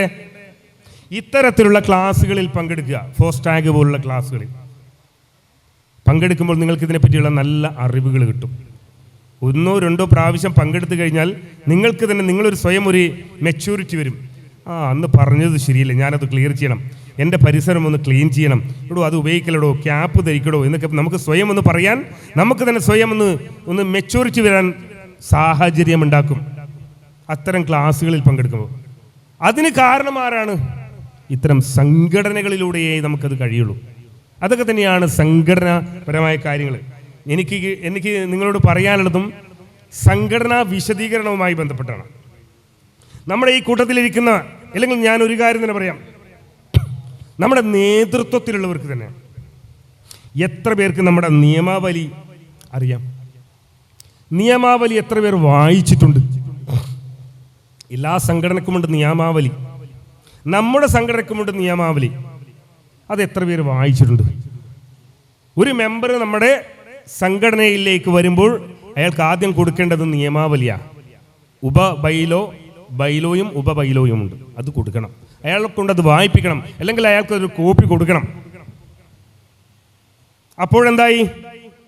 ചിലപ്പോൾ അയാൾ ഒരു ഭാരവാഹി അല്ലെങ്കിൽ എക്സിക്യൂട്ടീവ് അംഗമായാൽ അയാൾക്ക് ആ നിയമാവലിയിൽ പറയുന്ന രീതിയിൽ പ്രവർത്തിക്കാൻ കഴിയും. ഇല്ലെങ്കിൽ എന്താ ഉണ്ടാവുക? എടാപോടാ ബന്ധങ്ങളാണ് വരിക. നല്ല സുഹൃത്തുക്കളായിരിക്കും പ്രസിഡന്റും സെക്രട്ടറിയും അല്ലെങ്കിൽ മറ്റുള്ളവരും. അവർ ആ പണിസ്ഥലത്ത് കാണുന്ന അതേ പ്രതീതിയും സംഘടനയ്ക്കുള്ളിൽ വന്നിട്ട് പറയും, നീ പോടോ, നീ വാടാ എന്നുള്ളത്. എന്നാൽ ഈ ബൈലോകൾ കൃത്യമായിട്ട് വായിക്കുക, അതിനാണ് ബൈലോ ഉണ്ടാക്കുന്നത്. ഇതൊക്കെ നമ്മൾ കൃത്യമായിട്ട് സംഘടന രജിസ്ട്രേഷൻ ചെയ്യുമ്പോൾ നമ്മുടെ കൃത്യമായ ബൈലോകൾ അവിടെ സമർപ്പിച്ചിരിക്കണം. ഞാൻ ഇങ്ങനെയാണ് ഈ സംഘടന, നമ്മൾ ഇങ്ങനെയാണ് ഈ സംഘടന പോകുന്നത്, നമ്മുടെ സംഘടനയിൽ ഇങ്ങനെയൊക്കെയാണ്, ഇതൊക്കെയാണ് നമ്മുടെ നിയമങ്ങൾ എന്ന് അതോറിറ്റിക്ക്, ഈ പറയുന്ന ലേബർ ഡിപ്പാർട്ട്മെൻറ്റിന് നമ്മൾ സമർപ്പിച്ചിരിക്കണം. അപ്പോഴേ നമുക്ക് ഇതൊക്കെ രജിസ്ട്രേഷൻ കിട്ടുകയുള്ളൂ. ഇത് എത്ര പേര് വായിച്ചത്? മലയാളത്തിലാണ് നമ്മുടെ ബൈലോ ഉള്ളത്. എനിക്ക് അറിയാം, ഈ കൂടിയിരിക്കുന്ന ഒരു കുട്ടിയും ബൈലോ കണ്ടിട്ട് തന്നെ ഉണ്ടാവില്ല, ഉറപ്പാ. അത് കാണാനുള്ള സാഹചര്യം ഉണ്ടാക്കണം. ഓരോ മെമ്പറും മെമ്പർഷിപ്പ് എടുക്കുമ്പോൾ അതിൻ്റെ ഒരു കോപ്പി, ഒരു ഫോട്ടോസ്റ്റാറ്റ് എടുത്താൽ മതി, കൊടുക്കണം. ഒപ്പം നമ്മുടെ ഓഫീസുകളിൽ ആ ബൈലോയുടെ നമ്മുടെ രജിസ്ട്രേഷൻ സർട്ടിഫിക്കറ്റിൻ്റെ വലിയൊരു ഒരു പോസ്റ്റർ പോലെയെങ്കിലും ആക്കി വെക്കണം. അവിടെ വന്ന് വായിക്കാനുള്ള സംവിധാനങ്ങൾ ഉണ്ടാക്കണം. അതിനെങ്കിലും ഇനിയും തയ്യാറാവണം. അതിന് നമ്മുടെ ഭാരവാഹികളും അത് ചോദിക്കാൻ നമ്മുടെ മെമ്പർമാരും തുനിയണമെന്നാണ് എനിക്ക് പറയാനുള്ളത്. എന്താണ് സംഘടനാ പ്രവർത്തനം എന്നൊക്കെ ഉള്ളത് അതിലൂടെ നമുക്ക് കാണിച്ചു തരും. നമ്മൾ ഒരു വട്ടം വായിച്ചാൽ മതി, നമുക്ക് തന്നെ സ്വയം പര്യാപ്തമാകാൻ കഴിയുന്നത്. ഈ പവിത്രമായ ചടങ്ങിൻ്റെ സ്വാഗതം പറഞ്ഞ പ്രിയപ്പെട്ട റഷീദ് CP മണ്ഡലത്തിൻ്റെ ഫെങ്ങന സെക്രട്ടറി, അതേപോലെ ഇതിൻ്റെ അധ്യക്ഷം അലങ്കരിക്കുന്ന അബ്ദു അൽനൂർ മണ്ഡലത്തിൻ്റെ പ്രസിഡന്റ്, ഉദ്ഘാടനം നിർവഹിച്ച എൻ്റെ ദേശക്കാരനും എടക്കരയിലെ പ്രിയവാചകനുമായ ജംഷി എടക്കര, അതേപോലെ വേദിയിൽ നമ്മളോട് സംഘടനയുടെ പ്രവർത്തനത്തെയും വളരെ മനോഹരമായി സംസാരിച്ച കണ്ണൂരിൻ്റെ പ്രിയപ്പെട്ട അനീഫ കണ്ണൂർ അവറുകൾ അടങ്ങുന്ന വേദിയിലെ സദസ്സിലെയും മുഴുവൻ സുമനസ്സുകളെ ഏറെ സന്തോഷമുണ്ട്. നിങ്ങളുമായിട്ടിന്ന് സംസാരിക്കാൻ പറ്റിയ ഈ നല്ല നിമിഷത്തെ ജീവിതത്തിൽ എന്ന് ഞാൻ ഓർത്തിരിക്കും. കാരണം ഈ ഭക്ഷണം അല്ലെങ്കിൽ കുക്കിംഗ് അല്ലെങ്കിൽ പാചക നൈപുണ്യം എന്നത് ലോകത്തെ ഏറ്റവും പവിത്രമായൊരു വാക്കാണ്. അതൊരു ദേശമോ ഭാഷയോ വർഗമോ വർണ്ണമോ ഒന്നുമില്ല. ചലിക്കുന്ന ഏത് ജീവജാലങ്ങൾക്കും ഒരുപക്ഷെ ഭാഷാതീതമായി ഭക്ഷണത്തോട് വല്ലാത്തൊരു നൈപുണ്യമുണ്ട്. ശരിക്കും ഭക്ഷണം എന്നത് ഒരു സംസ്കാരമാണ്, ഒരു ചരിത്രമാണ്, ഒരു ഭാഷയാണ്. അപ്പം അതുകൊണ്ട് തന്നെ Kerala state cooking workers union Ponnani മണ്ഡലത്തിൽ ഈ പവിത്രമായ കരിങ്കിലത്താണി എന്ന് പറയുന്ന ദേശത്ത് മദർ പ്ലാസ ഓഡിറ്റോറിയം നിങ്ങൾ തിരഞ്ഞെടുത്തപ്പോൾ ഇവിടെ ഇരിക്കുന്ന നിങ്ങളുടെ കരങ്ങളെല്ലാം പവിത്രമാണ്, പരിശുദ്ധമാണ്. ഒരുപക്ഷെ രുചിക്കൂട്ടുകളുടെ അമരക്കാരൻ അല്ലെങ്കിൽ പാചക നൈപുണ്യത്തിൻ്റെ വിദഗ്ധൻ, ആസ്വാദകന്റെ നാവിൻ തുമ്പത്ത് രുചിയൂറുന്ന വിഭവങ്ങളെ സമ്മാനിക്കാൻ കഴിവുള്ള അതുല്യനായ ഒരു കലാകാരനാണ് ഒരു പാചകക്കാരൻ. നമ്മുടെ ജീവിതത്തിൽ ആദ്യ പാചകക്കാരൻ നമ്മൾ കാണുന്നത് നമ്മുടെ വീട്ടിലെ അമ്മയാണ്. ഒരുപക്ഷെ അടുക്കളയിൽ ജീവിതത്തിനകത്ത് നമ്മൾ കണ്ട ആദ്യ പാചകക്കാരനാണ് അല്ലെങ്കിൽ പാചകക്കാരിയാണ് നമ്മുടെ അമ്മ, അച്ഛൻ. അമ്മയുടെ പാചകത്തിന് മുമ്പിലാണ് നമ്മളുടെ വയറ്, നമ്മുടെ കരങ്ങൾ പലതിനെയും അന്വേഷിച്ച് തുടങ്ങിയത്. ഏത് രുചി കുറഞ്ഞു പോയെന്ന് നമ്മൾ അറിഞ്ഞത് നമ്മുടെ അമ്മയുടെ പാചകത്തിന് മുമ്പിലാണ്. അമ്മയുടെ മനോഹരമായ ഭക്ഷണത്തിന് മുമ്പിൽ മറ്റിടങ്ങളിൽ കിട്ടുന്ന ഭക്ഷണങ്ങൾ താരതമ്യം ചെയ്തിട്ടാണ് നമ്മൾ ഭക്ഷണത്തിന്റെ രുചി വൈഭവങ്ങളെ തിരിച്ചറിഞ്ഞത്. ഈ ലോകം വല്ലാത്തൊരു ലോകത്തിലാണ് നമ്മൾ ജീവിക്കുന്നത്. ഒരുപക്ഷെ വ്യത്യസ്തമായ സംസ്കാരം, ഭാഷ, ഗോത്രങ്ങൾ, വർണ്ണം, വർഗം എല്ലാം നിറഞ്ഞു നിൽക്കുന്ന മനോഹരമായ ഈ മഹാപ്രപഞ്ചം, ശതകോടിക്കണക്കിന് ജീവജാലങ്ങൾ പിറവിയെടുത്ത് ഓരോ ദൈനംദിന ജീവിതത്തിൽ ശതകോടിക്കണക്കിന് ജീവജാലങ്ങൾ മൃതിയടഞ്ഞു പോകുന്ന മഞ്ഞും മലകളും മനുഷ്യനും എല്ലാം അടങ്ങുന്ന മനോഹരമായ ലോകം. 198 രാജ്യമുണ്ട് പ്രപഞ്ചത്തിൽ. ഏറ്റവും ചെറിയ വത്തിക്കാൻ തുടങ്ങി ഏറ്റവും വലിയ ലക്ഷ്യം വരെ പരന്നു കിടക്കുന്ന 198 രാജ്യങ്ങളുടെ പ്രപഞ്ചത്തിൽ. അവിടെ ഒരുപക്ഷെ ചിലയിടങ്ങളിൽ കഴിക്കാൻ പറ്റുന്നതും ചിലയിടങ്ങളിൽ മനുഷ്യൻ ഉപയോഗിക്കാൻ പാടില്ല എന്ന് നിജപ്പെടുത്തിയത് മറ്റുള്ളവർ കഴിക്കുകയും എന്നാൽ അതെല്ലാം മനുഷ്യനെ അറപ്പുളവാക്കുന്ന രീതിയിൽ ആയിത്തീരുകയൊക്കെ ചെയ്യുന്നതാണ് ഭക്ഷണ രുചി എന്ന് പറയുന്നത്. പക്ഷെ സംസ്കാരം എല്ലാത്തിനും ഒന്നാണ്.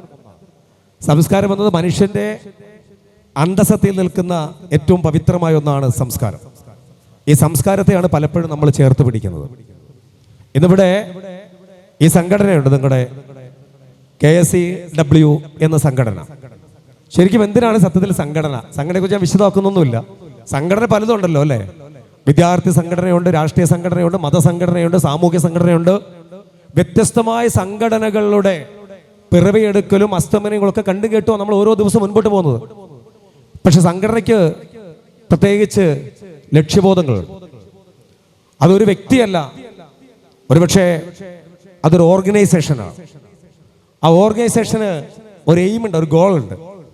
അത് നേടിയെടുക്കുക എന്ന് പറഞ്ഞാൽ ഒരുപക്ഷെ ഈ വേദിയിരിക്കുന്ന പ്രസിഡന്റിനോ സെക്രട്ടറിക്കോ ട്രഷറർക്കോ ഒന്നും അവരുടേതായ ചില നേട്ടങ്ങളല്ല. സംഘടനാ പ്രവർത്തനം, സംഘടനയ്ക്കകത്തേക്ക് വന്നിരിക്കുന്ന ഓരോ മനുഷ്യൻ്റെയും സങ്കടങ്ങളും ആകുലതകളും കഷ്ടപ്പാടുകളും ഈ ദൈനംദിന ജീവിതത്തിനകത്ത് അവൻ അനുഭവിക്കുന്ന മാനസിക, വൈകാരിക, സാമൂഹിക വിഷമതകളെ എങ്ങനെ അധികാര വികേന്ദ്രങ്ങളിടത്തേക്ക് എത്തിക്കാൻ പറ്റും, എങ്ങനെ നിയമത്തിന് മുമ്പിലേക്ക് എത്തിക്കാൻ പറ്റും, എങ്ങനെ പൊതുസമൂഹത്തിനടുത്തേക്ക് എത്തിക്കാൻ പറ്റും, എങ്ങനെ പൊതുസമൂഹത്തിൻ്റെ സ്നേഹവും വായ്പകളും ചേർത്ത് പിടിച്ചുകൊണ്ട് ചില അവകാശങ്ങൾ നേടിയെടുക്കാൻ പറ്റും. അതാണ്. അതൊരു പക്ഷേ ഇത്ര ആൾബലമുണ്ടെന്ന് പറഞ്ഞിട്ട് കാര്യമില്ല. ആൾക്കൂട്ടമൊന്നും സംഘടനയല്ല. ഒരു ബസ് സ്റ്റാൻഡിലോ തെരുവിലോ ആൾക്കൂട്ടങ്ങളുണ്ടാവും, പക്ഷെ അവർക്കൊന്നൊരു എയിമില്ല, ഒരു ഗോളില്ല. ആ ബസ് സ്റ്റാൻഡിൽ കാണുന്ന ആൾക്കൂട്ടങ്ങളെ സംഘടന നമുക്ക് വിളിക്കാൻ പറ്റൂല. ഒരുപക്ഷെ ഈ പറയുന്ന ഓൾ കേരള കുക്കിംഗ് അസോസിയേഷൻ നിങ്ങളുടെ ഈ അസോസിയേഷനിൽ മലപ്പുറം ജില്ലയെ പ്രതികരിക്കുന്ന 4000-ൽ താഴെയുള്ള മെമ്പർമാരുണ്ടെങ്കിൽ ആ മെമ്പർമാർ മൊത്തം ഒരു വേദിയിൽ സമ്മേളിച്ചാൽ അത് തികഞ്ഞ ഒരു സംഘടനയെന്ന് നമുക്ക് പ്രതിപാദിക്കാൻ പറ്റൂല. അത് ചില മാനദണ്ഡങ്ങളൊക്കെ ഉണ്ട് അല്ലേ? ഈ അമരത്തിരിക്കുന്ന ഈ സദസ്സിലിരിക്കുന്ന ചില തെരഞ്ഞെടുക്കപ്പെട്ട വ്യക്തികളുടെ നിർദ്ദേശങ്ങളും വായ്പകളും സ്നേഹങ്ങളും വരെ കമാൻഡുകളും അനുസരിക്കുന്ന ഒരു പ്രതിനിധിയെ അല്ലെങ്കിൽ അതിനെ മറ്റ് വിമർശനങ്ങളൊന്നുമില്ലാതെ പൊതു ഇടങ്ങളിൽ കേൾക്കാതെ വിമർശിക്കുക, അതൊരു തെറ്റാണ്. പക്ഷെ അത് സംഘടനയെ വിമർശിക്കാം ഇരിക്കുമ്പോൾ. പക്ഷേ അതാണ് സംഘടന മുമ്പോട്ട് നയിക്കപ്പെടുന്നത്. ഞാനത് പറഞ്ഞു വരുന്നത് സംഘടന പ്രവർത്തനത്തെക്കുറിച്ചല്ല ഞാൻ പറയാൻ ഉദ്ദേശിക്കുന്നത്. പക്ഷെ പലപ്പോഴും നമ്മളെല്ലാം കൂടുന്നുണ്ട്, പക്ഷെ കൃത്യമായി കൂടുന്നുണ്ടെന്നാണ് എനിക്ക് ചോദിക്കേണ്ടത്. 4000-ൽ താഴെ പേരുണ്ട് ഇന്നത്തെ ദിവസം ഈ പൊന്നാനി, പ്രത്യേകിച്ച് ഈ ജില്ലയിൽ എത്ര പേരുണ്ട്? പൊന്നാനി മണ്ഡലത്തിൽ നിങ്ങൾ ഒരുപാട് പേരെ വാട്സപ്പും സ്റ്റാറ്റസും എല്ലാം വെച്ചുകൊണ്ട് നിരന്തരമായി നിങ്ങൾ വിളിച്ചിട്ടുണ്ട്. പക്ഷേ നിങ്ങളുടെ ഈ സംഘടന പ്രവർത്തനം നാളെയുടെ ദിവസങ്ങളിൽ വന്നവർക്കൊരു കയ്യടിയും വരാത്തവർക്ക് ഒരു കയ്യടിയും കൊടുക്കണം. ആ വരാത്തവരെ നിങ്ങൾ ആരെല്ലാം വന്നിട്ടുണ്ട്, ആരെല്ലാം വരാൻ പറ്റുമായിരുന്നെന്ന് വിശകലനം നടത്തുന്നതാണ് സംഘടനയുടെ ഏറ്റവും വലിയ വിജയം. അപ്പം ആരെല്ലാം വന്നിട്ടുണ്ട്, ആർക്കൊക്കെ വരാമായിരുന്നു, ആരൊക്കെ കുഞ്ഞുങ്ങളെയുമായിട്ട് വന്നിട്ടുണ്ട്, ആരെല്ലാം കുട്ടികളുടെ ചില ഒരു ദിവസത്തെ ക്ലാസ് കളഞ്ഞിട്ട് കുട്ടികളെ കയ്യും പിടിച്ച് ഓഡിറ്റോറിയത്തിലേക്ക് വന്നിട്ടുണ്ട്. അവിടെ എല്ലാം നമ്മൾ ചിന്തിക്കണം. ഒരുപക്ഷെ ഇവിടെ സംഘടനയെക്കുറിച്ചും വ്യത്യസ്തമായ നമ്മുടെ ഈ പാചകമെന്ന നൈപുണ്യ കലയുടെ പിൻപിലെ അധ്വാനവും അതിൻ്റെ ശ്രമകരവും അതിൻ്റെ വിഷമതകളും അതിൻ്റെ മേന്മയും വിളിച്ചു പറയുന്ന മഹത്തരമായ ഒരു സമ്മേളനത്തിൽ എന്തുകൊണ്ട് എൻ്റെ ഭർത്താവ്, എൻ്റെ സഹോദരി, എൻ്റെ മകൻ, മകൾ അവരെ എനിക്ക് കൊണ്ടുവരാൻ സാധിച്ചിട്ടുണ്ട്. അവിടെയാണ് നമ്മുടെ വിജയം. അവിടെയാണ് നമ്മുടെ വിജയം. അങ്ങനെ അവർ കൂടെ അറിയുന്ന ഒരു മഹാസമ്മേളനം, ഒരു മഹാകുടുംബ സംഗമം. ആ സംഗമത്തിൽ കുറവുകൾ ഉണ്ടെങ്കിൽ തിരുത്തുക എന്നതാണ് സംഘടന പ്രവർത്തനത്തിന് ഏറ്റവും മികവുറ്റ ചില നിർദ്ദേശങ്ങളിൽ പെടുന്നത്. ഒരുപക്ഷെ പലർക്കും നമുക്ക് പറഞ്ഞു ഈ സംഘടനാ പ്രവർത്തനത്തിനകത്തുനിന്ന് ഇവിടെ ഇരിക്കുന്നവരുണ്ട്. ഒരുപക്ഷെ സംഘടന പല രീതിയിലുണ്ട്. ചില സംഘടനയിലൊക്കെ ഇപ്പോൾ ചേരണമെങ്കിൽ അവർക്ക് ആദ്യം ട്രെയിനിങ് കൊടുക്കും പുറമേ. ആ ട്രെയിനിങ് ക്ലാസ് കഴിഞ്ഞിട്ടേ അതിലേക്ക് എടുക്കുകയുള്ളൂ ചിലർ. പക്ഷേ നമുക്ക് അങ്ങനെ തിട്ടപ്പെടുത്താൻ പറ്റത്തൊന്നുമില്ല. കാര്യം നമ്മൾ നാട്ടിൻ പുറത്ത് സാധാരണക്കാർ അല്ലേ, നമ്മളെല്ലാം ഒരുപക്ഷെ അങ്ങനെയുള്ള ചുറ്റുപാടിൽ നിന്ന് വന്ന നല്ല മനുഷ്യരാണ്, നല്ല മനുഷ്യർ. ഞാൻ ഇവിടെ അധ്യക്ഷ പ്രസംഗം നടത്തിയത് പ്രിയപ്പെട്ട മുഹമ്മദ് അദ്ദേഹമാണ്. പക്ഷേ അധ്യക്ഷ പ്രസംഗം നടത്താനിരുന്നത് നമ്മുടെ പ്രിയപ്പെട്ട അബ്ദുക്കെ ആയിരുന്നു അല്ലേ? അബ്ദുക്കല്ലേ നടത്തായിരുന്നു. എൻ്റെ അടുത്തിരുന്നിട്ട് നോക്കുമ്പോൾ ഇങ്ങനെ ഒരു ഒച്ച, ഇങ്ങനെ ടും ടും ടും എന്നൊരൊച്ച. അപ്പോൾ എനിക്ക് എന്താ മനസ്സിലായില്ല സത്യം പറഞ്ഞാൽ. അപ്പോൾ നോക്കുമ്പോൾ ഈ മനുഷ്യൻ ഇരുന്നിട്ട് ഇങ്ങനെ ശ്വാസം വിട്ടുകൊണ്ടിരിക്കുക. ഈ മനുഷ്യൻ്റെ മുഖം കണ്ട ഒരു നിഷ്കളങ്കരായ മനുഷ്യനാണ് മനുഷ്യൻ കേട്ടോ. നിഷ്കളങ്കരായ മനുഷ്യനാണ്. തണ്ട് നടിയുണ്ടെന്നൊക്കെ ഉള്ളൂ, ഉള്ളിലൊരു കുഞ്ഞു കുട്ടി അദ്ദേഹം, സത്യം. അപ്പോൾ അദ്ദേഹം പറയുകയാണ്, ഞാൻ ഗ്രൂപ്പിലൊക്കെ നന്നായിട്ട് പറയും, ഇവിടെ ഒരു വറക്കലാണ് കാരണം അത് ഫോനെ ഞാൻ ഏൽപ്പിച്ചത്. എന്ത് രസമാണ് അദ്ദേഹത്തിൻ്റെ അതല്ലേ രീതി. അതൊക്കെ നിഷ്കളങ്കമായ വർത്തമാനമാണ്. ആ മനുഷ്യരൊക്കെ അല്ലേ, ഇവർക്കൊക്കെ വേദിയിരിക്കുന്ന എല്ലാവരും അടങ്ങുന്ന എല്ലാവരും, പ്രത്യേകിച്ച് ഈ പാചകക്കാരെന്ന് പറഞ്ഞാൽ ഏറ്റവും നല്ല മനുഷ്യരാണ് കേട്ടോ. ഒരു കൊട്ടാര വിദൂഷകൻ ഒരിക്കൽ പറയുന്നുണ്ട്, ഒരു നല്ല പാചകക്കാരൻ ഒരിക്കലും ദുഷ്ടനാവാൻ കഴിയില്ല. കാരണം എന്താ? അദ്ദേഹം എപ്പോഴും ചൂടിൻ്റെ അടുത്ത് നിന്നുകൊണ്ട് പാത്രങ്ങളോടും അതുപോലെ തന്നെ പലവ്യഞ്ജനങ്ങളോടും ഒക്കെ മധുരങ്ങളോടും കയ്പുകളോടും ചമർപ്പുകളോടും തൻ്റെ വിരലുകളും തൻ്റെ കായികപരമല്ല മാനസികപരമായും ശാരീരികമായ ചിന്തകളും എല്ലാം സമന്വയിക്കപ്പെടുന്നുണ്ട്. അതിനകത്ത് അതിൻ്റെ രുചി വൈഭവം, മറ്റുള്ളവൻ എങ്ങനെ അവൻ്റെ രുചിയെ ഉണർത്താൻ പറ്റും, ഈ ചിന്തയോടുകൂടി തന്നെ കലവറയിൽ അല്ലേ പിന്നാമ്പുറത്ത് വേദിക്ക് പിന്നിലാണ് അവൻ ഉണരുന്നത്. ഒരു പാചകക്കാരൻ നിങ്ങൾ വേദിക്ക് പിന്നിലാണ് ഉണരുന്നത്. പക്ഷെ വേദിക്ക് മുമ്പിൽ ആർഭാടങ്ങളും അട്ടഹാസങ്ങളും ശബ്ദകോലാഹലങ്ങളും എല്ലാം ഒരുപക്ഷെ പരിലസിക്കുന്നിടത്ത് വിശപ്പ് ഇങ്ങനെ കത്തിക്കയറും. ആ വിശപ്പ് കത്തിക്കയറുന്നിടത്ത് പന്തിയിലേക്കാണ് അവർ ഓടിയെത്തുന്നത്. ആ പന്തിയിൽ ആദ്യം വിളമ്പുന്ന ആ രുചിയുണ്ട്, ആ രുചി ഉപ്പും ചമർപ്പും കയ്പും സമ്മിശ്രമായി വിളമ്പുന്ന രുചിയെ തൊട്ട് തലോടി അവസാനം ഒരു വയറ് നിറയിലുണ്ട്. ആ വയറ് നിറഞ്ഞതിന് ശേഷം ആ പാചകക്കാരനെ ചിലരൊക്കെ അന്വേഷിക്കും, ആരാ വെച്ചത്, ഏതാ കാറ്ററിങ്, ആരാണ് ഇത് പാചകം വെച്ചത്, ആരാന്നൊക്കെ ചോദിക്കും. നല്ല ബിരിയാണിയാണ് അല്ലേ, നല്ല ബിരിയാണിയാണ്, നല്ല രുചിയായിരുന്നു എന്നൊക്കെ പറയും. അവിടെയാണ് പലപ്പോഴും നമ്മൾക്ക് കിട്ടുന്ന സംതൃപ്തി. ചിലരൊക്കെ, ഞാൻ മിക്ക സ്ഥലത്തും കഴിക്കാൻ പോയി കഴിഞ്ഞാൽ തീർച്ചയായിട്ടും ഞാൻ കലവറയിൽ പോകാറുണ്ട്. കാര്യം എന്താ വെച്ചാൽ ഒരു കല്യാണം സദ്യ എന്നൊക്കെ പറഞ്ഞാൽ സദ്യയാണ് അല്ലേ, സദ്യയാണ്. ഇപ്പം പഴയടം തിരുമേനിയുടെ പേര് വാഴ്ത്തപ്പെടുന്നുണ്ട്. പഴയടം തിരുമേനി ഒരുപാട് പേരുണ്ട് വാഴ്ത്തപ്പെടുന്ന, ഒരുപാട് പേരുകൾ. ആ പഴയടം തിരുമേനിക്ക് ഒരു പ്രത്യേക ബോഡി ലാംഗ്വേജ് ഒക്കെ ഉണ്ട്. അദ്ദേഹത്തിന് സംസാര രീതി, അദ്ദേഹം ഇപ്പം മീഡിയയുടെ ഫ്രണ്ടിൽ അദ്ദേഹം വരത്തില്ല. തിരുമേനി, പഴയടം തിരുമേനി, അദ്ദേഹം സംസ്ഥാന കലോത്സവം, സ്കൂൾ കലോത്സവങ്ങളൊക്കെ അദ്ദേഹം ഭക്ഷണം വയ്ക്കുന്നതൊക്കെ ഉണ്ട്. ചില നിർദ്ദേശങ്ങളും ചില കർക്കശങ്ങളും അദ്ദേഹം പാലിക്കപ്പെടുന്നുണ്ട് എന്നുള്ളതാണ് അദ്ദേഹത്തിൻ്റെയൊക്കെ ചില വേറിട്ട ശൈലി. അങ്ങനെ എത്രയോ പാചകക്കാരുണ്ട് നമ്മുടെ മുൻഗാമികൾ, നമ്മളെ പിൻഗാമികൾ, ഇനി വരാനിരിക്കുന്ന എത്രയോ പേരുണ്ട്. പരിഷ്കാരമായി ഇങ്ങനെ അത് മാറി മാറി മാറി വന്നുകൊണ്ടിരിക്കുകയാണ്. ഇങ്ങനെ ഞാനും നല്ലൊരു പാചകക്കാരനാണ്, എനിക്കും പാചകം ചെയ്യാൻ വലിയ ഇഷ്ടമാണ്. വീട്ടിൽ മത്തി അല്ലെങ്കിൽ ഇറച്ചി കാര്യങ്ങളൊക്കെ കൊണ്ടുവന്ന് ഞാനാണ് കഴുകി വൃത്തിയാക്കുന്നതൊക്കെ എനിക്ക് എൻ്റെ പങ്ക് എനിക്കാണ്. മീനൊക്കെ ഞാനേ വെട്ടുള്ളൂ, മത്തിയൊക്കെ അതുപോലെ ഇറച്ചിയൊക്കെ ഞാനാണ് അരിയുന്നത്. കൃത്യമായിട്ട് അരിഞ്ഞ് കഴുകി അതിനകത്തൊക്കെ വെള്ളമൊക്കെ ഊറി ഞാൻ അമ്മയ്ക്കും വൈഫൊക്കെ എടുത്ത് കൊടുക്കും. അതെനിക്ക് ഭയങ്കര ഇഷ്ടമാണ്. പിന്നെ അതുപോലെ തന്നെ എൻ്റെ ഫേസ്ബുക്കിലൊക്കെ ഞാൻ ബീഫ് വയ്ക്കുന്നതൊക്കെ നന്നായിട്ട് തേങ്ങാക്കൊത്തിട്ട് ബീഫ് വയ്ക്കുന്നത്. പിന്നെ ഞാൻ എവിടെ ഭക്ഷണം കഴിക്കാൻ പോയാലും ഞാൻ ഈ ഭക്ഷണം നല്ല രുചിയുണ്ട് തീർച്ചയായിട്ടും ഞാൻ ആ കലവറയിലൊന്ന് പോകും. ആരാ വെച്ചേന്ന് ചോദിക്കും, അവർക്ക് ഷെയ്ക്കാൻഡ് കൊടുക്കും, അവരടുത്ത് നിന്നൊരു സെൽഫി എടുക്കും. ഞാൻ എപ്പോഴും ഞാൻ ചെയ്യാറുണ്ട്. എൻ്റെ ഫേസ്ബുക്ക് പേജ് കണ്ടാൽ മനസ്സിലാവും നിങ്ങൾക്ക്, എപ്പോഴും ഞാൻ ചെയ്യാറുണ്ട്. കാര്യം എന്താണെന്ന് അറിയാമോ, അതിലൊരു കൊടുക്കൽ വാങ്ങൽ, ഒരു സംതൃപ്തിയുണ്ട് പലപ്പോഴും അല്ലേ, ഒരു സംതൃപ്തിയുണ്ട് കൊടുക്കൽ വാങ്ങൽ. നമുക്ക് എങ്ങനെ വേണമെങ്കിലും ഒരാൾക്ക് നമുക്ക് ഈ ഭൂമി ജീവിക്കാൻ പറ്റും. അപ്പോൾ ഇന്ദിരാഗാന്ധി നമ്മുടെ കേരളത്തിൽ ഇന്ദിരാഗാന്ധി വന്നപ്പോൾ ഗസ്റ്റ് ഹൗസിൽ വന്നപ്പോൾ, ഒറ്റപ്പാലം ഗസ്റ്റ് ഹൗസിൽ വന്നപ്പോഴാണ് അവിടെ KR പീറ്റർ എന്ന് പറയുന്ന ഒരു പാചകക്കാരുണ്ടായിരുന്നു. ആ KR പീറ്റർ അദ്ദേഹം ചോദിച്ചു, എന്താണ് ഇപ്പോൾ മെനു, എന്താണ്? അപ്പോൾ മെനു ഡിസൈൻ ചെയ്തു. അപ്പോൾ മുൻപ് പറഞ്ഞിട്ടുണ്ട്, ഇന്ദിരാഗാന്ധിക്ക് ഇവിടുത്തെ കപ്പ നല്ല ഇഷ്ടമാണ്, തിരുവിതാംകൂർ കപ്പ നല്ല ഇഷ്ടമാണ്, പച്ചക്കപ്പ. അപ്പോൾ ഈ പീറ്റർ ചെയ്ത പണിയെന്ന് വെച്ച് കഴിഞ്ഞാൽ നല്ല നാടൻ പശുമ്പാൽ കിട്ടുമെന്ന് ചോദിച്ചു. അദ്ദേഹത്തിൻ്റെ ചില ടേസ്റ്റ് ചേരുവകളാണ്, അദ്ദേഹത്തിൻ്റെ ചേരുവയും ചിന്തയുമാണ്. അദ്ദേഹത്തിന് അറിയാം രുചിക്കൂട്ടുകൾ, അല്ല കൂട്ടിൻ്റെ ചില കൂട്ടറിയുന്നതുകൊണ്ട് നാടൻ പാല് കിട്ടുമെന്ന് ചോദിച്ചു. എന്നിട്ട് പാല് ഈ കപ്പയിൽ കൂടെ പുഴുങ്ങി, പാൽക്കപ്പ നന്നായിട്ട് പുഴുങ്ങി. അപ്പോൾ ഇന്ദിരാഗാന്ധി ആ കപ്പ കഴിച്ചിട്ട് അങ്ങോട്ട് സ്തംഭിച്ച് നിന്നാണ് പറഞ്ഞത്. അങ്ങോട്ട് എന്താണ് ഇതെന്നാണ് ചോദിച്ചത്, എന്താണ് ഇതെന്ന്. അപ്പോൾ കപ്പയൊന്നും മനസ്സിലായില്ല. കാര്യം അത്രമേൽ നല്ല രുചിയിലാണ്, നല്ല പച്ച വെളിച്ചെണ്ണയും അതോടൊപ്പം തന്നെ ഈ പറയുന്ന നാടൻ പാലും കടുവ് വറുത്തുകൊണ്ട് പാൽക്കപ്പയാക്കി കൊടുത്തപ്പം അവർ വല്ലാതെ ആശ്ചര്യപ്പെട്ടു എന്ന് ചരിത്രം പറയുന്നുണ്ട്. അപ്പോൾ അതെല്ലാം ചില ടിസ്റ്റുകളാണ് അല്ലെ, ചില ടിസ്റ്റുകളാണ്. ഒന്നുമില്ലാത്തിടത്ത് വേണമെങ്കിൽ നല്ല ഒരു മധുരമുള്ള പാനീയം നമുക്കുണ്ടാക്കാം അല്ലേ. നമ്മുടെ മുറ്റത്ത് നിൽക്കുന്ന കായ്ക്കാത്ത ഒരു നാട്ടുമാവിൻ്റെ അതിൻ്റെ ഇതള്, അതിൻ്റെ ഇല വറച്ചിട്ട്, മാങ്ങയില്ലേ പോലും അതിൻ്റെ നാമ്പ് വറച്ചിട്ട് കുറച്ച് ഉപ്പും പഞ്ചസാരയും ഇഞ്ചി നീരും ചേർത്തുകൊണ്ട് മിക്സിയിൽ അടിച്ചാലും മനോഹരമായ ഒരു മാങ്ങ ജ്യൂസ് ഇത് പരിലപിക്കപ്പെടുന്നുണ്ട് അല്ലേ, കൃത്രിമ സോൾസ് ചേർക്കാതെ.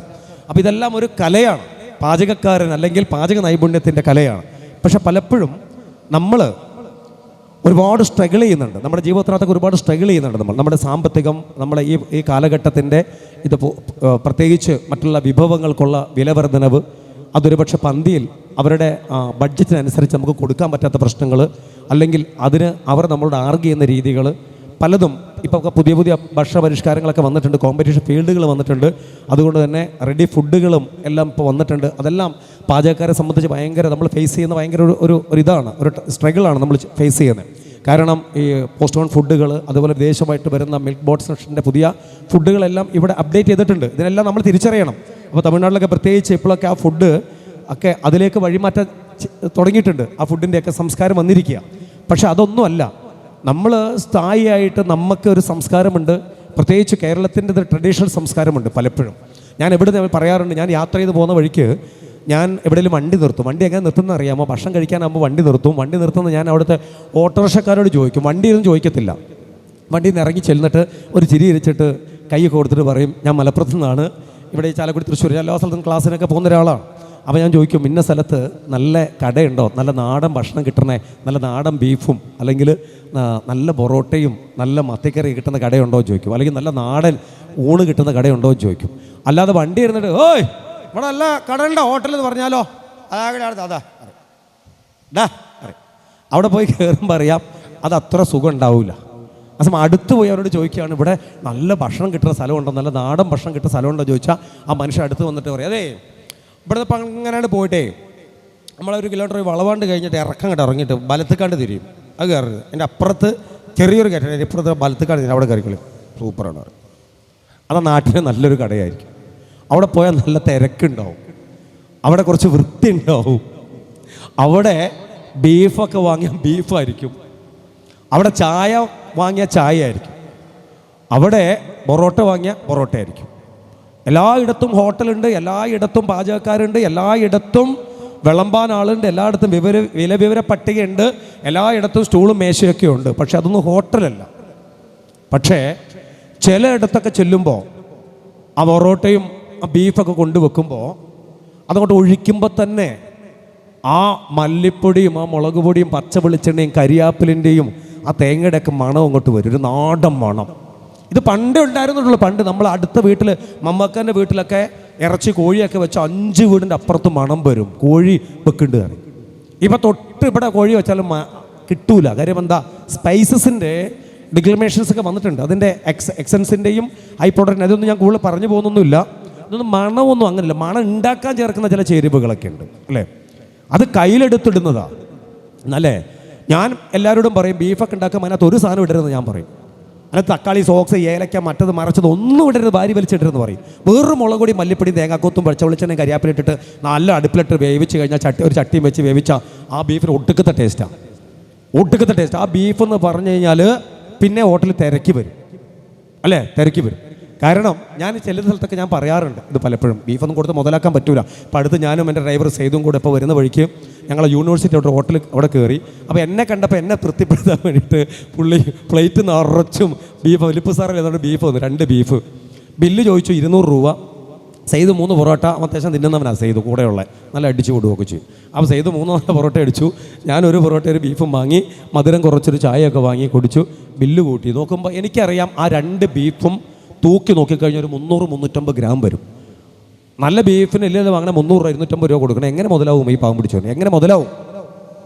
ഞാൻ ചോദിച്ചു എങ്ങനെ നിങ്ങൾക്ക് മുതലാകണമെന്ന് ചോദിച്ചു, കുറച്ച് ക്വാണ്ടിറ്റി കുറച്ചുകൂടെയും ചോദിച്ചു. അപ്പോൾ പറഞ്ഞു അപ്പുറത്തും ഇപ്പുറത്തൊക്കെ ഹോട്ടലുണ്ട് സാറേ അറിയാം. ഈ വെക്കുന്ന ആൾ പറഞ്ഞു അപ്പുറത്തുപ്പുറത്തൊക്കെ ഹോട്ടലുണ്ട്, അതൊക്കെ നടക്കൂല സാറേ അറിയാം. ഇങ്ങനെ കുട്ടികളൊക്കെ അച്ഛൻ ഉണ്ടാക്കും സാർ, അത്ര അളവ് വേണമെന്ന് പറഞ്ഞു. അത് തോന്നല അളവ് എന്ന് പറഞ്ഞു, തോന്നലാണ് അളവ് അല്ലേ, ഇത്ര അളവ് ഉണ്ടെന്നുള്ള തോന്നല. ഞാൻ പറയുന്നത് വെച്ചാൽ ഒരു സ്ഥലത്ത് ഇത്രയാണ് പൈസ എന്ന് പറഞ്ഞ് ഇത്ര വാങ്ങണമെന്ന നിയമമൊക്കെ ഉണ്ട്. പക്ഷേ തമിഴ്നാട്ടിൽ നിങ്ങൾ പോയി നോക്കി, ചായ വലിയ ഗ്ലാസ്സിൽ ചായ തരുമോ? നെവർ. ആ ചായക്ക് അളവ് കുറവാണ് തമിഴ്നാട്ടിലെ ചായ.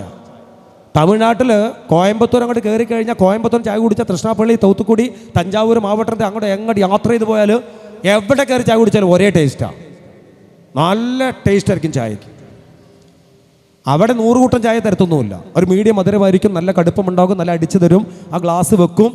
ഒരു കലയാണ്, ഒരു സംസ്കാരമാണ്.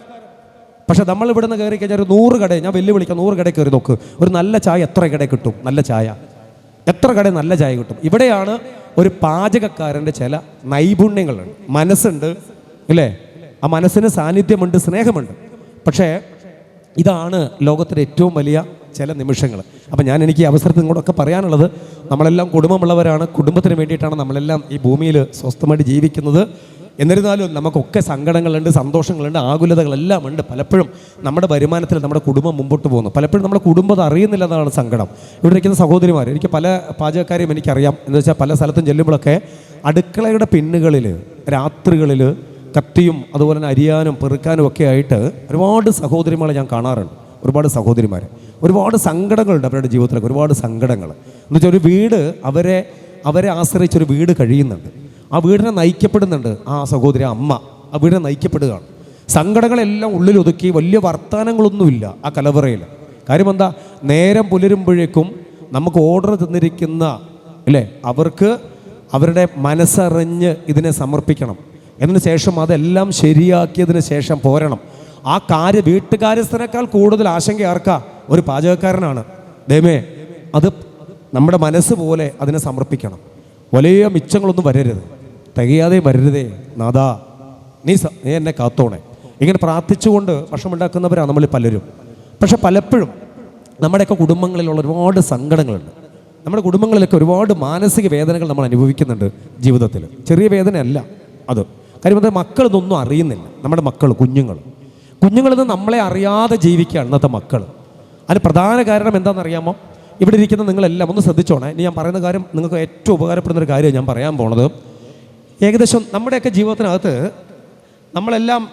എല്ലാവർക്കും നമ്മൾ പ്രത്യേകിച്ച് കുടുംബം, പരിവട്ടങ്ങളും എല്ലാം നമ്മളുള്ളവരാണ്. ഇതിനകത്ത് നമ്മളൊരു 1981 ഒരു 90 കാലഘട്ടത്തിലെ ആളുകൾ ഇവിടെ ഉണ്ടോ എന്ന് ചോദിച്ചാൽ ഉണ്ടാവില്ല. ഇവിടെ ഉണ്ടാവില്ല. കുറച്ച് 1-2 പേരൊക്കെ ഉണ്ടാവുള്ളൂ, അല്ലേ? അത്ര പേര് ഉണ്ടാവുള്ളൂ. അപ്പം എൻ്റെ ഡേറ്റ് ഓഫ് ബർത്ത് എന്ന് പറയുന്നത് 76 ആണ്. 1976 ഞാൻ ജനിക്കുന്നത്. അപ്പോൾ പിന്നെ നമ്മുടെ പോലീസ് സ്റ്റേഷനിൽ സബ് ഇൻസ്പെക്ടർ ജോലി ചെയ്യാണ്. ഇനി 7.25 വർഷം സർവീസ് ഉണ്ടായിരുന്നു. പക്ഷേ ഈ കഴിഞ്ഞ മാസം ഞാൻ സർവീസിൽ നിന്ന് VRS എടുത്തു. സ്വമേധയാ സർവീസ് പോലീസിൽ തുടരാൻ താല്പര്യമില്ലാതെ എഴുതിക്കൊണ്ട് സബ് ഇൻസ്പെക്ടർ റാങ്കിലെ ഔദ്യോഗികം രാജിവെച്ചുകൊണ്ട് ഞാൻ പുറത്തേക്ക് ഇറങ്ങി. കാരണം എൻ്റെ മേഖല എന്ന് പറഞ്ഞു കഴിഞ്ഞാൽ യാത്രയാണ്. എൻ്റെ മേഖല എന്ന് പറഞ്ഞു കഴിഞ്ഞാൽ എന്നെ കാത്തിരിക്കുന്ന ഒരുപാട് പേരുണ്ട്, ഒരുപാട് കുഞ്ഞുങ്ങളുണ്ട്.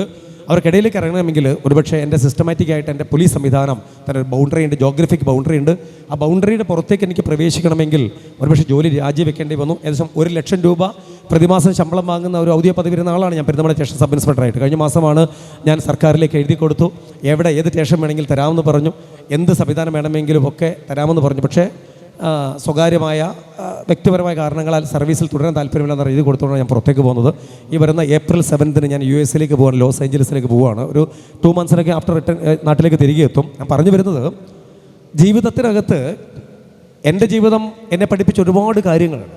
കാരണം എൻ്റെ ജീവിതത്തിനകത്ത് എൻ്റെ ബാക്ക്ഗ്രൗണ്ട് എന്ന് പറഞ്ഞത് അത്ര വലിയ ഒരു വിദ്യാഭ്യാസ ബാക്ക്ഗ്രൗണ്ടോ ഒരു സർവകലാശാല ഉപരിപഠനങ്ങളൊന്നും നടത്തിയ ബാക്ക്ഗ്രൗണ്ടൊന്നും എൻ്റെ പിന്നിലില്ല.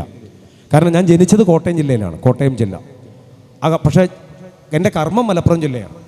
ആരെങ്കിലും എന്നോട് ചോദിച്ചാൽ, ഫിലിപ്പ് നിങ്ങൾക്ക് ഏറ്റവും വലിയ സന്തോഷം ഏതാണെന്ന് ചോദിച്ചാൽ ഞാൻ പറയും, മലപ്പുറം ജില്ലയിൽ ജോലി ചെയ്യാൻ സാധിച്ചതാണ് എൻ്റെ ജീവിതത്തിലെ ഏറ്റവും വലിയ സന്തോഷം എന്ന് പറയും. കാരണം മലപ്പുറം എന്ന് പറഞ്ഞ ഒരു അമേസിംഗ് ആയിട്ടുള്ള ഒരു ഡിസ്ട്രിക്റ്റാണ് മലപ്പുറം ഡിസ്ട്രിക്റ്റ്. കാരണം ഞാൻ അതിനെക്കുറിച്ച് കൂടുതൽ കടന്നു പോയി പറയുന്നില്ല. കാരണം വാദപ്രതിവാദങ്ങളിൽ നിന്ന് ചിന്തയല്ല, കാര്യം നമ്മുടെ സാന്നിധ്യം കൊണ്ട് നമ്മൾ ജീവിതം അറിയിക്കപ്പെടുമ്പോഴാണ് മലപ്പുറം ജില്ല എന്താണെന്ന് തിരിച്ചറിയാൻ പറ്റുക. അത് എല്ലാ അർത്ഥത്തിലും ചേർത്ത് പിടിക്കൽ, സാഹോദര്യം, സൗഹൃദത്വം, മനുഷ്യത്വം, സഹാനുഭൂതി, ഇല്ലേ? ഒരു മനുഷ്യന് വേണമെങ്കിൽ അവൻ്റെ ആന്തരിക ഇൻ്റർണൽ ഓർഗൻസ് എന്ത് വേണമെങ്കിലും മാറ്റിവെക്കാൻ നിമിഷ നേരങ്ങൾ കൊണ്ട് ബക്കറ്റുമായി റോട്ടിലേക്ക് ഇറങ്ങുന്ന ഒരു വിഭാഗം നിങ്ങൾ തന്നെ. ഈ നിങ്ങളുടെ Kerala state cooking working union തന്നെ കഴിഞ്ഞ എത്രയോ നാളുകളായി നിങ്ങൾക്ക് വേണ്ടി മാത്രമൊന്നുമല്ല നിങ്ങളുടെ സമ്പാദ്യത്തിൽ നിങ്ങളുടെ പിരിവിൻ്റെ ദശാംശം നിങ്ങൾ കൊടുത്തത്. കൊറോണ വന്നപ്പോഴും പ്രളയം വന്നപ്പോഴും ഒക്കെ നിങ്ങളുടെ കോൺട്രിബ്യൂഷൻ നിങ്ങൾ കൊടുത്തിട്ടുണ്ട്. നിങ്ങൾ ചെയ്യുന്ന നല്ല എത്രയോ പ്രവർത്തനങ്ങൾ പക്ഷേ റിപ്പോർട്ട് അവതരിപ്പിച്ചാൽ പറഞ്ഞില്ല എന്ന് എനിക്ക് തോന്നുന്നു. അതൊക്കെ കാരണം നിങ്ങൾ ചെയ്യുന്ന പ്രവർത്തനം കേവലം ഒരു സംഘടനയുടെ ഉള്ളിൽ ഒതുങ്ങുന്നതല്ല. അത് കാരണം എന്താ, നിങ്ങളുടെ വിശാലമായ മനസ്സും സ്നേഹവും ഒക്കെയാണ്. ഇതെല്ലാം ഇങ്ങനെ കൊടുക്കപ്പെടുമ്പോൾ നിങ്ങളിരിക്കുന്ന ഈ വേദിയിരിക്കുന്ന ഓരോ വ്യക്തിക്കും, നിങ്ങളുടെ കുടുംബങ്ങൾ, നിങ്ങളുടെ അകന്ന കുടുംബങ്ങൾക്കൊക്കെ ദൈവത്തിന് അനുഗ്രഹം കിട്ടുന്നുണ്ട്. കാര്യം എന്താ, നമ്മുടെ വിയർപ്പ് കൊണ്ട് നമ്മുടെ ദശാംശം സംഘടനയിലേക്ക് സതുദ്ദേശപരമായ പ്രവർത്തനത്തിന് നിങ്ങൾ നീക്കി വയ്ക്കപ്പെടുമ്പോൾ ഒരുപക്ഷെ അത് നമ്മുടെ കുടുംബങ്ങളിൽ നിന്ന് കുടുംബങ്ങളിലേക്ക് സർവ്വനാഥൻ അതിൻ്റെ നന്മയെ പകുത്തു കൊടുക്കും. ഉറപ്പാണ്. നിങ്ങളൊരു ഹൈന്ദവനാണെങ്കിൽ, ക്രൈസ്തവനാണെങ്കിൽ, ഇസ്ലാം ആണെങ്കിൽ എല്ലാം ഗ്രന്ഥങ്ങൾ നിങ്ങൾ വായിച്ചോളൂ. ഇപ്പോൾ ഒരു ഇസ്ലാം ആണെങ്കിൽ ഞാൻ ഈ പരിശുദ്ധ ഖുർആൻ്റെ എല്ലാ ഹദീസും ആയത്തുകൾ വായിച്ചൊരു വ്യക്തിയാണ് ഞാൻ. അതിൻ്റെ പല ഹദീസും ആയത്തുകളൊക്കെ പറയുന്നുണ്ട് നമുക്ക് മറ്റുള്ള അപരനെ സഹായിക്കാൻ, നിൻ്റെ വരുമാനത്തിൻ്റെ, നിൻ്റെ സക്കാത്തിൻ്റെ അതിനെക്കുറിച്ച് പറയുന്നുണ്ട്. ഒരു ക്രൈസ്തവനാണ് അതിനെക്കുറിച്ചൊക്കെ പറയുന്നുണ്ട് വ്യക്തമായിട്ട്. 4 സ്ഥലങ്ങളിൽ ഒരു ക്രൈസ്തവനാണെങ്കിൽ എനിക്ക് ബൈബിള് എന്നെ പ്രബോധനം നടത്തുന്നുണ്ട്. അപ്പോൾ പറഞ്ഞു വരുന്നത്, ജീവിതത്തിൽ നമ്മളിപ്പോൾ ആയിരിക്കുന്നത് കുടുംബത്തിന് വേണ്ടിയിട്ട്, അൾട്ടിമേറ്റായിട്ട് നമ്മൾ കുടുംബത്തിന് വേണ്ടിയിട്ടാണ്. അപ്പം ഞാൻ എൻ്റെ ജീവിതം പോലീസിൽ നിന്ന് മാറി, അത് പറയാം, പോലീസ് മാറി കുറച്ചും കൂടെ എനിക്ക് ഓപ്പണായിട്ട് വർക്ക് ചെയ്യണമെന്ന് തോന്നി. അതുകൊണ്ട് തന്നെ ഒരുപാട് ഒരു ഓർഗനൈസേഷൻ ഉണ്ട്, തിരിച്ചറിവ് എന്ന് പറയുന്ന ഓർഗനൈസേഷൻ ഉണ്ട്. ഏകദേശം 34 ലാപ്ടോപ്പുകൾ കൊടുത്തൊരു ഓർഗനൈസേഷനാണ്. അത് ഓഡിറ്റബിളാണ്, ട്രാൻസ്പെറൻ്റ് ആണ്. കാരണം പോലീസ് എന്ന ജോഗ്രഫിക്ക് ബൗണ്ടറി ഉണ്ട്. കാരണം ചില അനുവാദങ്ങളൊക്കെ വാങ്ങണം, വിദേശത്ത് പോകണമെങ്കിൽ അനുവാദം വാങ്ങണം. ഇപ്പം ഞാൻ ഈ വരുന്ന 27-ാം തീയതി സൗദി അറേബ്യയിലാണ് ഞാൻ 1 മാസത്തെ പ്രോഗ്രാം, സൗദിയിലേക്ക് പോവുകയാണ്. ദമാമില ഫസ്റ്റ് പ്രോഗ്രാം KMCC ചാപ്റ്റർ സംഘടിപ്പിക്കുന്ന ഒരു പ്രോഗ്രാമിലേക്കാണ് ഫസ്റ്റ് പോകുന്നത്. ഇത് പറഞ്ഞു വരുന്നത് എന്താണെന്ന് ചോദിച്ചാൽ, ജീവിതത്തിനകത്ത് എൻ്റെ പിന്നാമ്പറം എന്ന് പറയുന്നത് കഷ്ടപ്പാടുകളാണ്. ഏറ്റവും കൂടുതൽ ലോകത്ത് പട്ടിണി അനുഭവിച്ചൊരു അമ്മ ആരാന്ന് ചോദിച്ചാൽ എൻ്റെ അമ്മയാണ്. പട്ടിണി എന്താണെന്ന് അനുഭവിച്ചത് എൻ്റെ അമ്മയാണ്. ആ അമ്മയുടെ മകനാണ് ഞാൻ. അപ്പോൾ അതുകൊണ്ട് എൻ്റെ 6 മാസത്തിന് ശേഷമുള്ള എൻ്റെ ജീവിതം തുടങ്ങിയത് മലപ്പുറം ജില്ലയിൽ മമ്പാട് എന്ന് പറയുന്ന ദേശത്താണ്. മമ്പാടാണ്. അപ്പോൾ ജംഷീഡ് നാട്ടിലാണ് എൻ്റെ ജീവിതം തുടങ്ങിയത്. അപ്പം മമ്പാടുന്ന് ഞാൻ പഠിച്ചു വളർന്നു. എൻ്റെ ബാല്യവും കൗമാരവും എല്ലാം മമ്പാടായിരുന്നു. SSLCക്ക് ഏറ്റവും കൂടുതൽ മാർക്ക്, നിങ്ങളെപ്പോലെ അല്ലായിരുന്നു ഞാൻ. SSLCക്ക് കേരളത്തിലെ ഏറ്റവും കൂടുതൽ മാർക്ക് വാങ്ങിയിട്ട് ആദ്യത്തെ വർഷം തോറ്റുപോയതാണ് ഞാൻ കേട്ടോ. ആദ്യത്തെ വർഷം തോറ്റുപോയി. അപ്പോൾ രണ്ടാമത് പിന്നെ നാട് വിട്ടുപോയി. കാര്യം അച്ഛൻ്റെ അടി മേടിച്ച് നാട് വിട്ടുപോയി. നാട് വിട്ടു പോയിട്ട് പിന്നെ മുംബൈയിലും ഡൽഹിയിലും ഒക്കെ കഴിഞ്ഞ ഒരുപാട് അനുഭവങ്ങളുണ്ട്. എങ്ങനെ റെയിൽവേ സ്റ്റേഷൻ്റെ പ്ലാറ്റ്ഫോമിൽ കിടന്നുറങ്ങാം, എങ്ങനെ ഒരു പത്രത്തിൻ്റെ താളുപയോഗിച്ചുകൊണ്ട് കൊതുകടികളാതെ പൊതച്ച് കിടന്നുറങ്ങാം, എങ്ങനെ റെയിൽവേ പൊതു ടാപ്പിൽ നിന്ന് വെള്ളം മാത്രം കുടിച്ചുകൊണ്ട് 2-3 ദിവസമൊക്കെ പട്ടിണി കിടക്കാം, എങ്ങനെ റെയിൽവേ പോലീസിൻ്റെ കണ്ണ് വെട്ടിച്ചുകൊണ്ട് അവിടെ ദിവസങ്ങളോളം കിടക്കാമെന്നൊക്കെ പഠിച്ചൊരു അനുഭവം എൻ്റെ പിന്നിലുണ്ട്. ആ പ്രായത്തിൽ എൻ്റെ പ്രായമുള്ള കുട്ടികളുടെ മാതാപിതാക്കൾ അവരെ കൈ പിടിച്ച് ആ പ്ലാറ്റ്ഫോമിൽ നടന്നു പോകുമ്പം അത് നോക്കി കോൺക്രീറ്റ് തൂണുകൾക്ക് മറഞ്ഞു നിന്നുകൊണ്ട് പൊട്ടിക്കരഞ്ഞ ഒരു കൗമാര കാലഘട്ടത്തിൻ്റെ എക്സ്പീരിയൻസ് എൻ്റെ പിന്നിലുണ്ട്. ആ എക്സ്പീരിയൻസും നാടിൻ്റെ ഓർമ്മകളുമാണ് എന്നെ നാട്ടിലേക്ക് തിരിച്ചെത്തിച്ചത്. രണ്ടാമത് SLC തുടർ പഠനം, പിന്നെ ജീവിതത്തിൽ രണ്ടാമത് SLC ജയിച്ച ശേഷം ആ പോലീസിലേക്കുള്ള വരവ്, 26 വർഷം പോലീസ് ഡിപ്പാർട്ട്മെൻറ്റിലെ എക്സ്പീരിയൻസ്, 26 ഇയേഴ്സ് പോലീസ് ഡിപ്പാർട്ട്മെൻറ്റിലെ എക്സ്പീരിയൻസ്. പോലീസ് സ്റ്റേഷനിലേക്ക് വരുന്ന കുട്ടികളുടെ മാനസിക, വൈകാരിക, ശാരീരിക മുറിവുകൾ എന്താണെന്ന് മനസ്സിലാക്കിയ ഒരു പോലീസ് ഉദ്യോഗസ്ഥനാണ് ഞാൻ. അതുകൊണ്ട് പോലീസിൻ്റെ പ്രിവിലേജിൽ നിന്നുകൊണ്ട് തന്നെയാണ് ഇപ്പോഴും ഞാൻ സംസാരിക്കുന്നത്. കാരണം പോലീസിൽ നിന്നുകൊണ്ട് ഒരുപാട് ചെയ്യാൻ സാധിച്ചു. 3050ഓളം വേദികൾ, 19 രാജ്യങ്ങൾ സന്ദർശിക്കാൻ സാധിച്ചു. അതുകൊണ്ട് അമ്മ സന്തോഷത്തിൽ ഇന്ന് കൂടെയുണ്ട്. പക്ഷേ അമ്മയ്ക്ക് നടക്കാൻ ബുദ്ധിമുട്ടാണ്, ഒരു ഭാഗം കൊഴിഞ്ഞു പോയി. അച്ഛൻ മരണപ്പെട്ടിട്ട് 4 വർഷം ഈ വരുന്ന ജാനുവരി 11-ാം തീയതി 4ാമത്തെ വർഷം പൂർത്തിയാകുകയാണ്. അച്ഛൻ മരിച്ചപ്പം അമ്മ പാടെ തീർത്തും ഏകയായി. സാന്നിധ്യവും സാമ്പത്തികവും ഭക്ഷണവും ഒന്നും അമ്മയ്ക്ക് കുറവില്ല, എല്ലാം കൂടുതലാണ്. കാരണം എനിക്ക് പോലീസ് ജോലി കിട്ടാൻ തന്നെ കാരണം എൻ്റെ അമ്മയ്ക്ക് ഒരു കമ്മൽ വാങ്ങിക്കൊടുക്കണം, അതായിരുന്നു സത്യത്തിൽ. ഞാൻ വളാഞ്ചേരിയിൽ വളാഞ്ചേരി ഹൈസ്കൂളിൽ വന്ന് ഓർമ്മയുണ്ട് എനിക്ക്. വളാഞ്ചേരി ഹൈസ്കൂളിൽ വരുന്നത് രാത്രി 12 മണിക്കാണ്. വലിയ ബോധമൊന്നുമില്ല.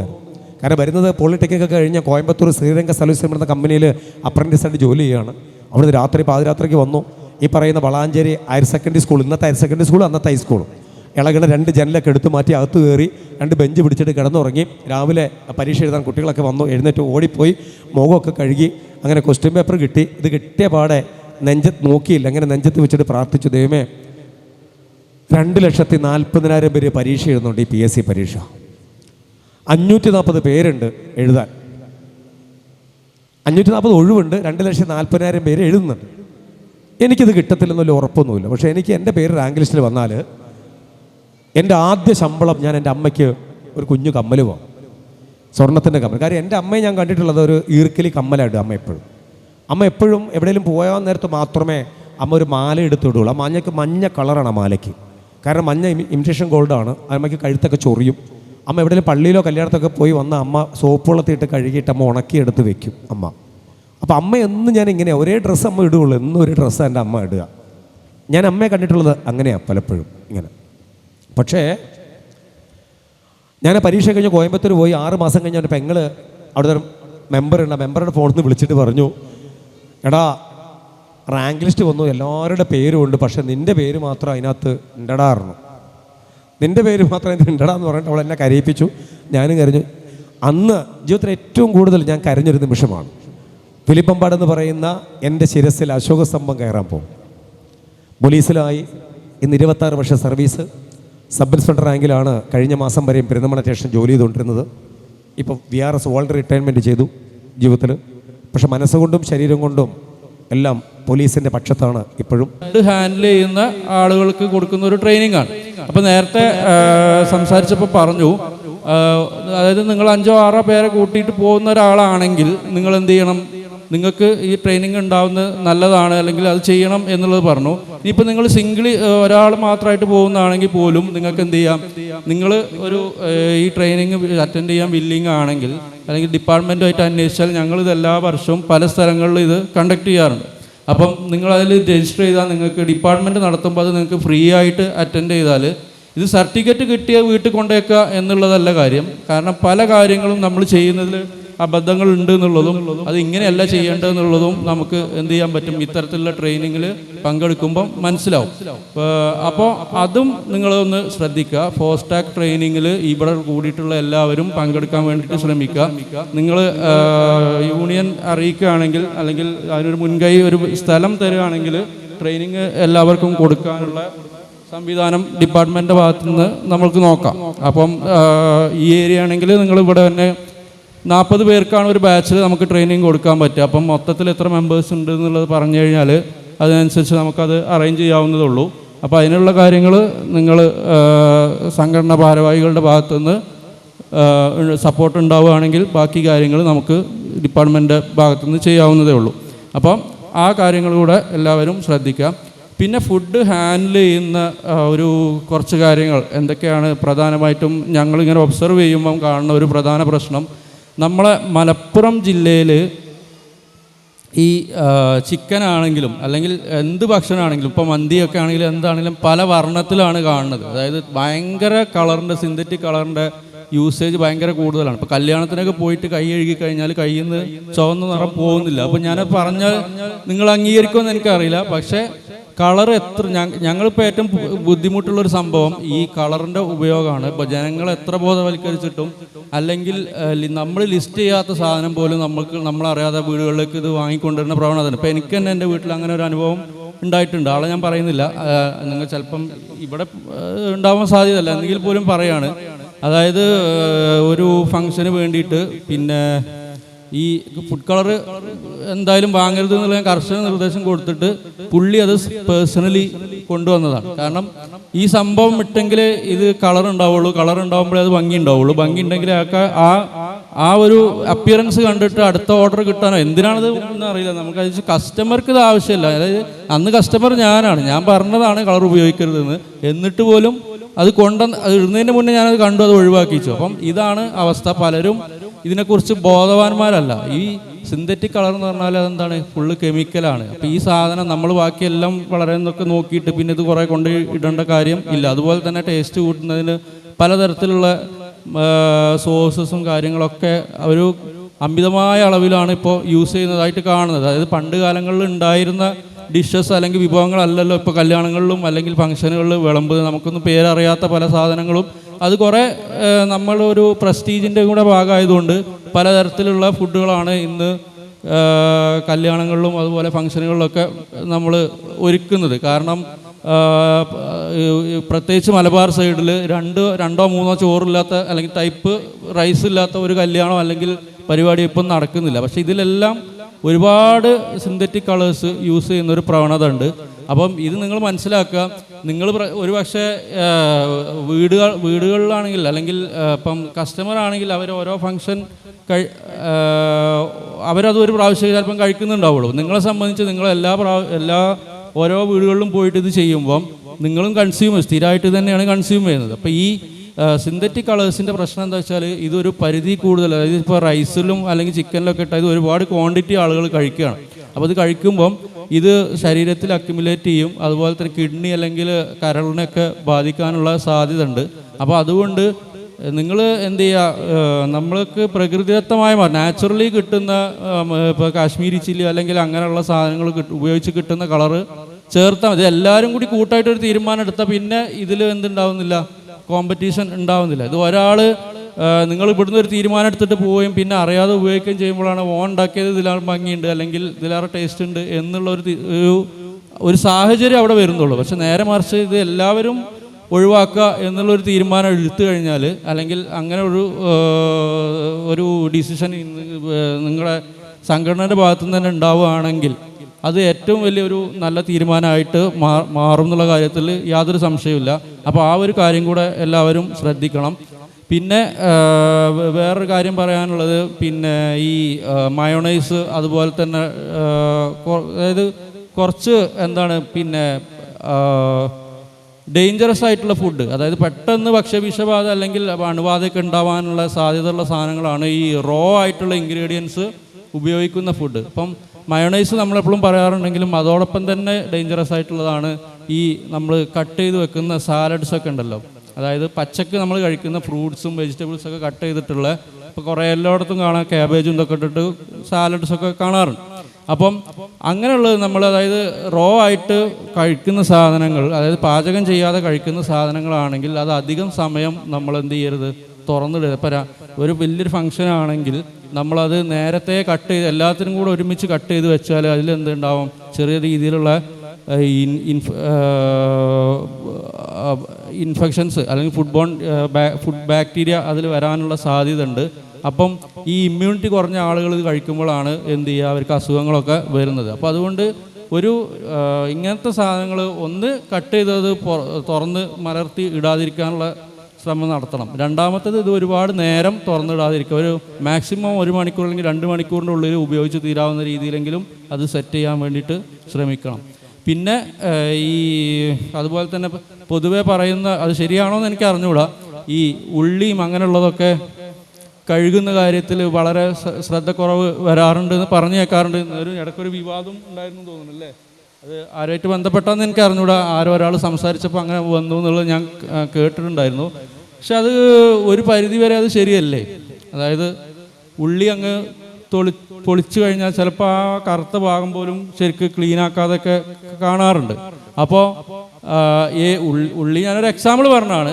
എന്ത് സാധനങ്ങൾ നമ്മൾ ഉപയോഗിക്കുകയാണെങ്കിൽ ഇപ്പം പ്രത്യേകിച്ച് മല്ലിയില, കറിവേപ്പില ഇതൊക്കെ നമ്മൾ പുറത്തുനിന്ന് വാങ്ങിയിട്ട് ഉപയോഗിക്കുമ്പം, അതിന് വീടുകളിലാണെങ്കിലും ഉപയോഗിക്കുമ്പം അത് പരമാവധി നന്നായിട്ട് വാഷ് ചെയ്യണം. വാഷ് ചെയ്യുക എന്ന് പറഞ്ഞാൽ നമ്മളെല്ലാം ഒരു ചടങ്ങിന് വേണ്ടിയിട്ടാണ് പലപ്പോഴും ചെയ്യുക. അപ്പം അങ്ങനെ ചെയ്യാതെ അതൊന്ന് കുറച്ച് നേരം വെള്ളത്തിൽ ഇട്ടിട്ട് അതിൻ്റെ ശേഷം കഴുകിയിട്ട് നന്നായിട്ട് കഴുകിയിട്ട് ഉപയോഗിക്കുക. പിന്നെ പ്രത്യേകിച്ച് അത് സാലഡിൽ അല്ലെങ്കിൽ അങ്ങനെയുള്ളതിലൊക്കെ ഇടുമ്പം, ഇപ്പോൾ ഈ തൈരിലൊക്കെ ഉള്ളിയൊക്കെ വെട്ടിയിടുമ്പം നല്ലോണം വാഷ് ചെയ്തതിന് ശേഷം മാത്രമേ ഉപയോഗിക്കാൻ പറ്റുള്ളൂ. കാരണം എൻ്റെ അടുത്ത് തന്നെ ഒരാൾ പറഞ്ഞിട്ടുണ്ട് ഉള്ളി കഴുകിയാൽ ഉള്ളി കേട് വരുമെന്ന്.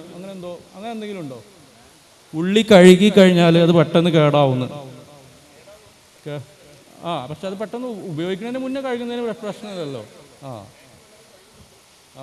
ഓക്കെ. അപ്പോൾ അങ്ങനെ ഒരു പക്ഷേ ഇവിടെ കൂടി എല്ലാവരും ചെയ്യുന്നുണ്ടാവും, ഇല്ല എന്നല്ല ഞാൻ പറയുന്നത്. പക്ഷേ അങ്ങനെ ആരെങ്കിലും ചെയ്യുന്നത് നിങ്ങൾ കാണുകയാണെങ്കിൽ പോലും എന്ത് ചെയ്യുക, അത് നിങ്ങൾ പ്രിവെൻറ്റ് ചെയ്യാനുള്ള ശ്രമം നടത്തണം. പിന്നെ നേരത്തെ ഇവിടെ പറഞ്ഞു നമ്മൾ വെള്ളം ഒക്കെ ഉപയോഗിക്കുമ്പം പരമാവധി ശ്രദ്ധിക്കുക. പലപ്പോഴും സംഭവിക്കണം എന്താണെന്ന് വെച്ചാൽ ഒരു ചെമ്പിൽ വെള്ളം അങ്ങ് തിളപ്പിച്ച് വെക്കും, എന്നിട്ട് പിന്നെ എന്ത് ചെയ്യും, ടാങ്കിൽ നിന്ന് ഇങ്ങനെ കൊണ്ടുവന്ന് ഒഴിക്കും. ഇതന്നെ അതൊക്കെ എൻ്റെ വീട്ടിലാണെങ്കിൽ പോലും അല്ലെങ്കിൽ ബാക്കി എല്ലായിടത്തും തന്നെയാണ് സംഭവിക്കുന്നത്. അപ്പോൾ അത് പച്ചവെള്ളം കൊടുക്കുന്നതിനേക്കാളും ഡേഞ്ചറാണ് എന്ത് ചെയ്യുന്നത്, ഈ രണ്ടും കൂടെ മിക്സ് ചെയ്തിട്ട് കൊടുക്കുന്നത്. ബാക്ടീരിയ അല്ലെങ്കിൽ അങ്ങനെയുള്ള സൂക്ഷ്മജീവികൾക്ക് വളരാൻ കറക്റ്റായിട്ടുള്ള ടെമ്പറേച്ചറാണ് മിക്സ് ചെയ്തിട്ടുള്ള വെള്ളം എന്ന് പറയുന്നത്. ഒന്നുകിൽ നിങ്ങൾ പച്ചവെള്ളം കൊടുക്കുകയാണെങ്കിൽ അങ്ങനെ കൊടുത്താലും മതി. അല്ലെങ്കിൽ എന്ത് ചെയ്യുക, ചൂടാക്കിയിട്ട് കൊടുക്കുമ്പം അത് നല്ലോണം തിളപ്പിച്ചിട്ട് തന്നെ ചൂടാറിയിട്ട് കൊടുക്കുക. അല്ല മിക്സ് ചെയ്തിട്ട് ഒരിക്കലും കൊടുക്കാൻ പാടില്ല. മനസ്സിലായില്ലേ? അതുപോലെ മയണൈസൊക്കെ ഉണ്ടാക്കുമ്പം ഈ പച്ച മുട്ട ഉപയോഗിക്കുന്നതിന് പകരം എന്ത് ചെയ്യുക, ജസ്റ്റ് ഒന്ന് ബോയിൽ ചെയ്യുക എന്ന് പറഞ്ഞാൽ തിളപ്പിച്ച് നമ്മൾ പുഴുങ്ങിയെടുക്കേണ്ട കാര്യമില്ല. എന്ത് ചെയ്യുക, ജസ്റ്റ് ഒന്ന് ഒരു 2 മിനിറ്റോ അല്ലെങ്കിൽ ഒരു 60 ഡിഗ്രി വെള്ളം ചൂടാക്കിയതിന് ശേഷം ജസ്റ്റ് ഒരു തിള വരുമ്പോഴേക്ക് വെള്ളം ഓഫാക്കിയിട്ട് അതിൽ നിന്ന് 2-3 മിനിറ്റ് ഇട്ട് വെച്ചാൽ മതി. എന്നിട്ട് അതെടുത്തിട്ട് എന്ത് ചെയ്യുക, മയണൈസൊക്കെ ഉണ്ടാക്കുക.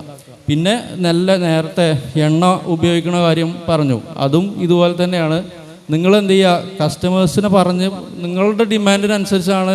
ഇപ്പോൾ നിങ്ങൾ എത്ര വേണമെന്ന് പറഞ്ഞാലും ആരും അത് ഇപ്പം 10 ലിറ്റർ എണ്ണ വേണമെന്ന് നിങ്ങൾ പറഞ്ഞു കഴിഞ്ഞാൽ അത്ര തരൂല എന്ന് ആരെങ്കിലും പറയുന്നത് എനിക്ക് തോന്നുന്നില്ല. കാരണം പൈസ ചിലവാക്കിയിട്ട് ഒരു ചടങ്ങ് നടത്തുമ്പോൾ അവിടെ നിങ്ങൾ ഡിമാൻഡ് ചെയ്യുന്ന അത്രയും ഇൻഗ്രീഡിയൻസ് അതിന് കിട്ടും എന്നുള്ളത് ഉറപ്പാണ്. അപ്പോൾ അതുകൊണ്ട് എന്ത് ചെയ്യുക, നിങ്ങൾ അവർക്ക് പൈസ ചിലവാകും എന്ന് വിചാരിച്ചിട്ട് എണ്ണയൊന്നും റിപ്പീറ്റ് ചെയ്ത് ഉപയോഗിക്കേണ്ട കാര്യമില്ല. അപ്പോൾ അതുപോലെ തന്നെ അത് പരമാവധി എല്ലാവരും ശ്രദ്ധിക്കണം. പിന്നെ പലപ്പോഴും കണ്ടിട്ടുള്ളതാണ് നമ്മളെ ഡ്രസ്സിങ്, അതായത് പേഴ്സണൽ ഹൈജീനും വ്യക്തി ശുചിത്വത്തിനും ഭയങ്കര ഇമ്പോർട്ടൻസ് ഉണ്ട്. കാരണം നമ്മളെല്ലാം നന്നാക്കി നമ്മൾ വൃത്തിയായിട്ടില്ലെങ്കിലുള്ള പ്രശ്നം എന്താ, അപ്പോഴും ഫുഡിന് കണ്ടാമിനേഷൻ വരാനുള്ള സാധ്യത ഉണ്ട്. അപ്പോൾ അതിൻ്റെ ഫസ്റ്റ് പടി എന്ന് പറയുന്നതാണ് എന്ത്, നമ്മൾ ഒരു ഇടയ്ക്കിടയ്ക്ക് ഒന്ന് കൈ സോപ്പിട്ട് തന്നെ കഴുകുക. മനസ്സിലായില്ലേ? അപ്പോൾ അതിപ്പോൾ കാരണം നമുക്കൊരു ഭക്ഷണം ഉണ്ടാക്കുമ്പോൾ അല്ലെങ്കിൽ ഒരു കിച്ചണിൽ വർക്ക് ചെയ്യുന്ന ആളുകൾക്ക് പല സാധനങ്ങളും നമ്മൾ ആ ഒരു കുറഞ്ഞ സമയം കൊണ്ട് കൈകാര്യം ചെയ്യേണ്ടി വരും. ചിലപ്പം മാർക്കറ്റിൽ നിന്ന് നേരിട്ട് കൊണ്ടുവന്ന ഇറച്ചി ഉണ്ടാവും, അത് കഴിഞ്ഞ് നേരെ പോകുന്നത് ചിലപ്പം നമ്മളെന്തിനായിരിക്കും, പിന്നെ കഴുകാൻ പറ്റാത്ത ഏതെങ്കിലും ഭക്ഷ്യവസ്തു ടച്ച് ചെയ്യാനായിരിക്കും. അപ്പോൾ അതുകൊണ്ട് നമ്മൾ എന്ത് ചെയ്യുക, ഇടവിട്ട് കൈ കഴുകുക. അതുപോലെ തന്നെ പറ്റുമെങ്കിൽ ഗ്ലൗസ് ഉപയോഗിക്കാൻ പറ്റുന്ന സാഹചര്യമാണ്. എല്ലാ സാഹചര്യത്തിലും പറ്റില്ല. കാരണം നമ്മൾ ഇപ്പം നാടൻ സെറ്റപ്പിലൊക്കെ ചെയ്യുമ്പോൾ നമുക്കപ്പോഴും ഗ്ലൗസും കാര്യങ്ങളും ഇട്ടിട്ട് നിൽക്കാൻ പറ്റുക എന്ന് പറയുന്നത് പോസിബിൾ അല്ല. അപ്പം അതിന് പരമാവധി നമുക്ക് ചെയ്യാൻ പറ്റുക എന്താണ്, കൈ അടക്ക് പറ്റാവുന്ന രീതിയിൽ നല്ല സോപ്പോ അല്ലെങ്കിൽ ലിക്വിഡ്സോ ഇട്ടിട്ട് അത് കഴുകുക. പിന്നെ അതുപോലെ തന്നെ ഈ പാത്രങ്ങൾ വാഷ് ചെയ്യുമ്പോൾ, അതായത് ഒരു ചടങ്ങിന് ഉപയോഗിച്ച അടുത്ത ചടങ്ങിലേക്ക് വരുമ്പം ലാസ്റ്റ് കഴിയുന്ന സമയത്ത് ചിലപ്പം വാഷിങ് അത്ര പ്രോപ്പർ ആയിക്കൊള്ളണമെന്നില്ല. അപ്പം നമ്മൾ എന്ത് ചെയ്യുക, ചടങ്ങിലേക്ക് കൊണ്ടുവരുമ്പം അത് കൃത്യമായിട്ട് വാഷ് ചെയ്യുന്നുണ്ട് എന്നുള്ളത് ഉറപ്പാക്കുക.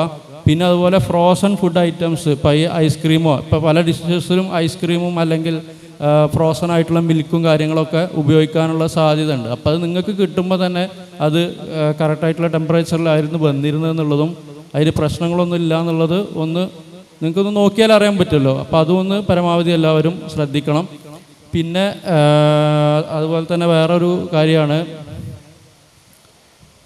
ഈ നേരത്തെ ഞാൻ പറഞ്ഞ പോലെ വ്യക്തി ശുചിത്വത്തിൻ്റെ വേറൊരു അതിൽ പിന്നെ വരുന്നതാണ് കറക്റ്റായിട്ടുള്ള ഡ്രസ്സിങ്. ഡ്രസ്സിങ് പറഞ്ഞാൽ നമ്മൾ വില കൂടിയ ഡ്രസ്സിങ് ചെയ്യണം എന്നല്ല, എന്ത് ചെയ്യുക, നമ്മൾ വൃത്തിയുള്ള ഡ്രസ്സാണ് ധരിക്കണമെന്നുള്ളത് ഉറപ്പാക്കുക. പലപ്പോഴും എന്താ ഉണ്ടാവുക, നമ്മൾ കവറിൽ ഒരു ഡ്രസ്സ് തൂക്കി പിടിച്ച് കൊണ്ടുവരും, അത് വർക്ക് കഴിഞ്ഞാൽ നേരെ അതിൽ ചുരുട്ടി മടക്കി ഇടുന്നൊക്കെ അങ്ങനെയൊക്കെ ചെയ്യാൻ സാധ്യതയുണ്ട്. അപ്പോൾ അതുകൊണ്ട് എന്ത് ചെയ്യുക, വർക്കിംഗ് സമയത്ത് നമ്മൾ ഫുഡ് ഉണ്ടാക്കുന്ന സമയത്ത് എന്ത് ചെയ്യുക, നല്ല വൃത്തിയുള്ള വസ്ത്രം ധരിച്ച്. എന്തെല്ലാം വർണ്ണങ്ങൾ, എന്തെല്ലാം ഗന്ധങ്ങൾ, ഏതെല്ലാം പൂക്കളിലുദ്യാനത്തിൽ, അതുപോലേതെല്ലാം രാജ്യക്കാർ ഭാരതത്തിൽ.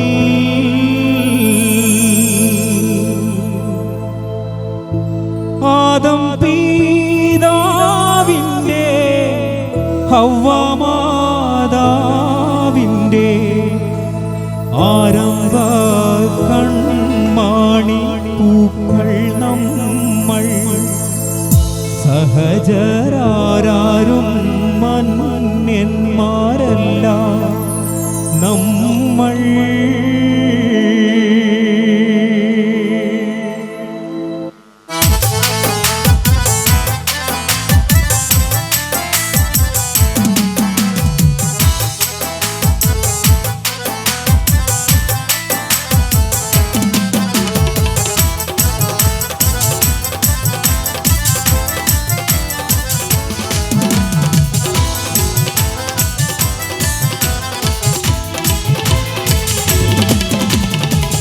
മിസ്രിലെ രാജൻ അസീസിൻ ആരംഭ സൗജത്ത് മിന്നിത്തിളങ്ങി വിളങ്ങും ദീന തുണിരാജാത്തി.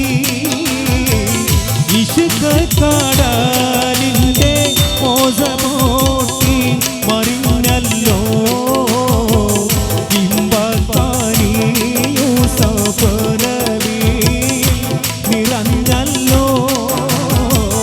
മിസ്രിലെ രാജൻ അസീസിൻ ആരംഭ സൗജത്ത് മിന്നിത്തിളങ്ങി വിളങ്ങും സീന തുളിരാജാത്തി.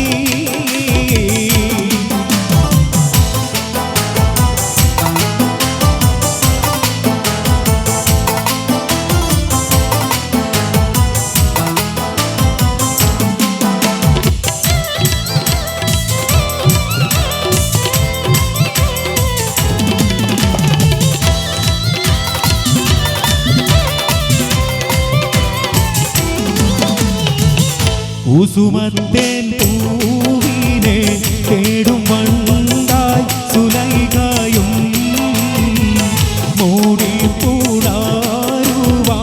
തക്കം പാർത്ത് സുമൂകിയും. ഇശലിൻ്റെ രാപ്പകൽ നൃത്തമാടി മയിൽ പോലെ കൃത്തില്ലാരൂരാഗ രാഗം പാടി കുയിൽ പോലെ. മിസ്രിലെ രാജൻ അസീസിൻ ആരംഭ സൗജത്ത് മിന്നിത്തിളങ്ങി വിളങ്ങും സീന തുളിരാജാത്തി.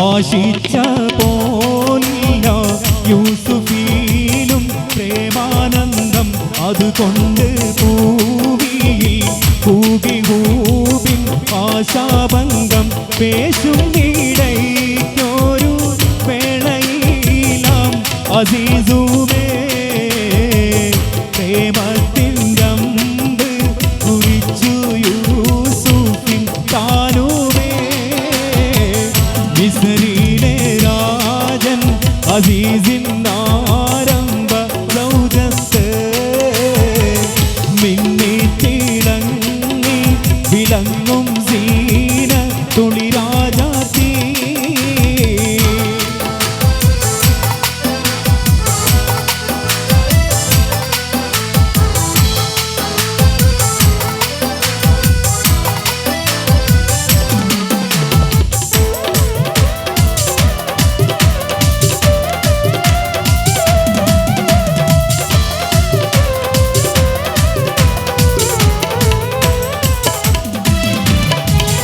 പേശി പീഡിച്ചു സുലൈഖ മോഹിച്ച പൂമാനെ നേരിൽ കൈതാട്ടി നബിയും ഓടി മറിന്താനേ പാശത്തിൽ പിൻവേഗമിച്ചു കൂപ്പായം കീറിയേ തിരിശിൽ സുലൈഖയിൽ മോഹഭംഗം കയറിയേ മിസ്രിലെ രാജൻ അസീസിൻ ആരംഭ സൗജത്ത് മിന്നിത്തിളങ്ങി വിളങ്ങും സീന തുണിരാജാതി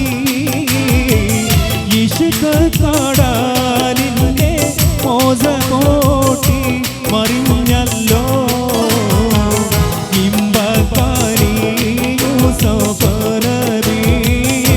നിറഞ്ഞല്ലോ മിസ്രിലെ രാജൻ അസീസിൻ ആരംഭ സൗജത്ത് മിന്നിത്തിളങ്ങി വിളങ്ങും സീന തുളിരാജാതി ഇഷ്ക കടലിൻ്റെ മോസമോട്ടി മറിഞ്ഞല്ലോ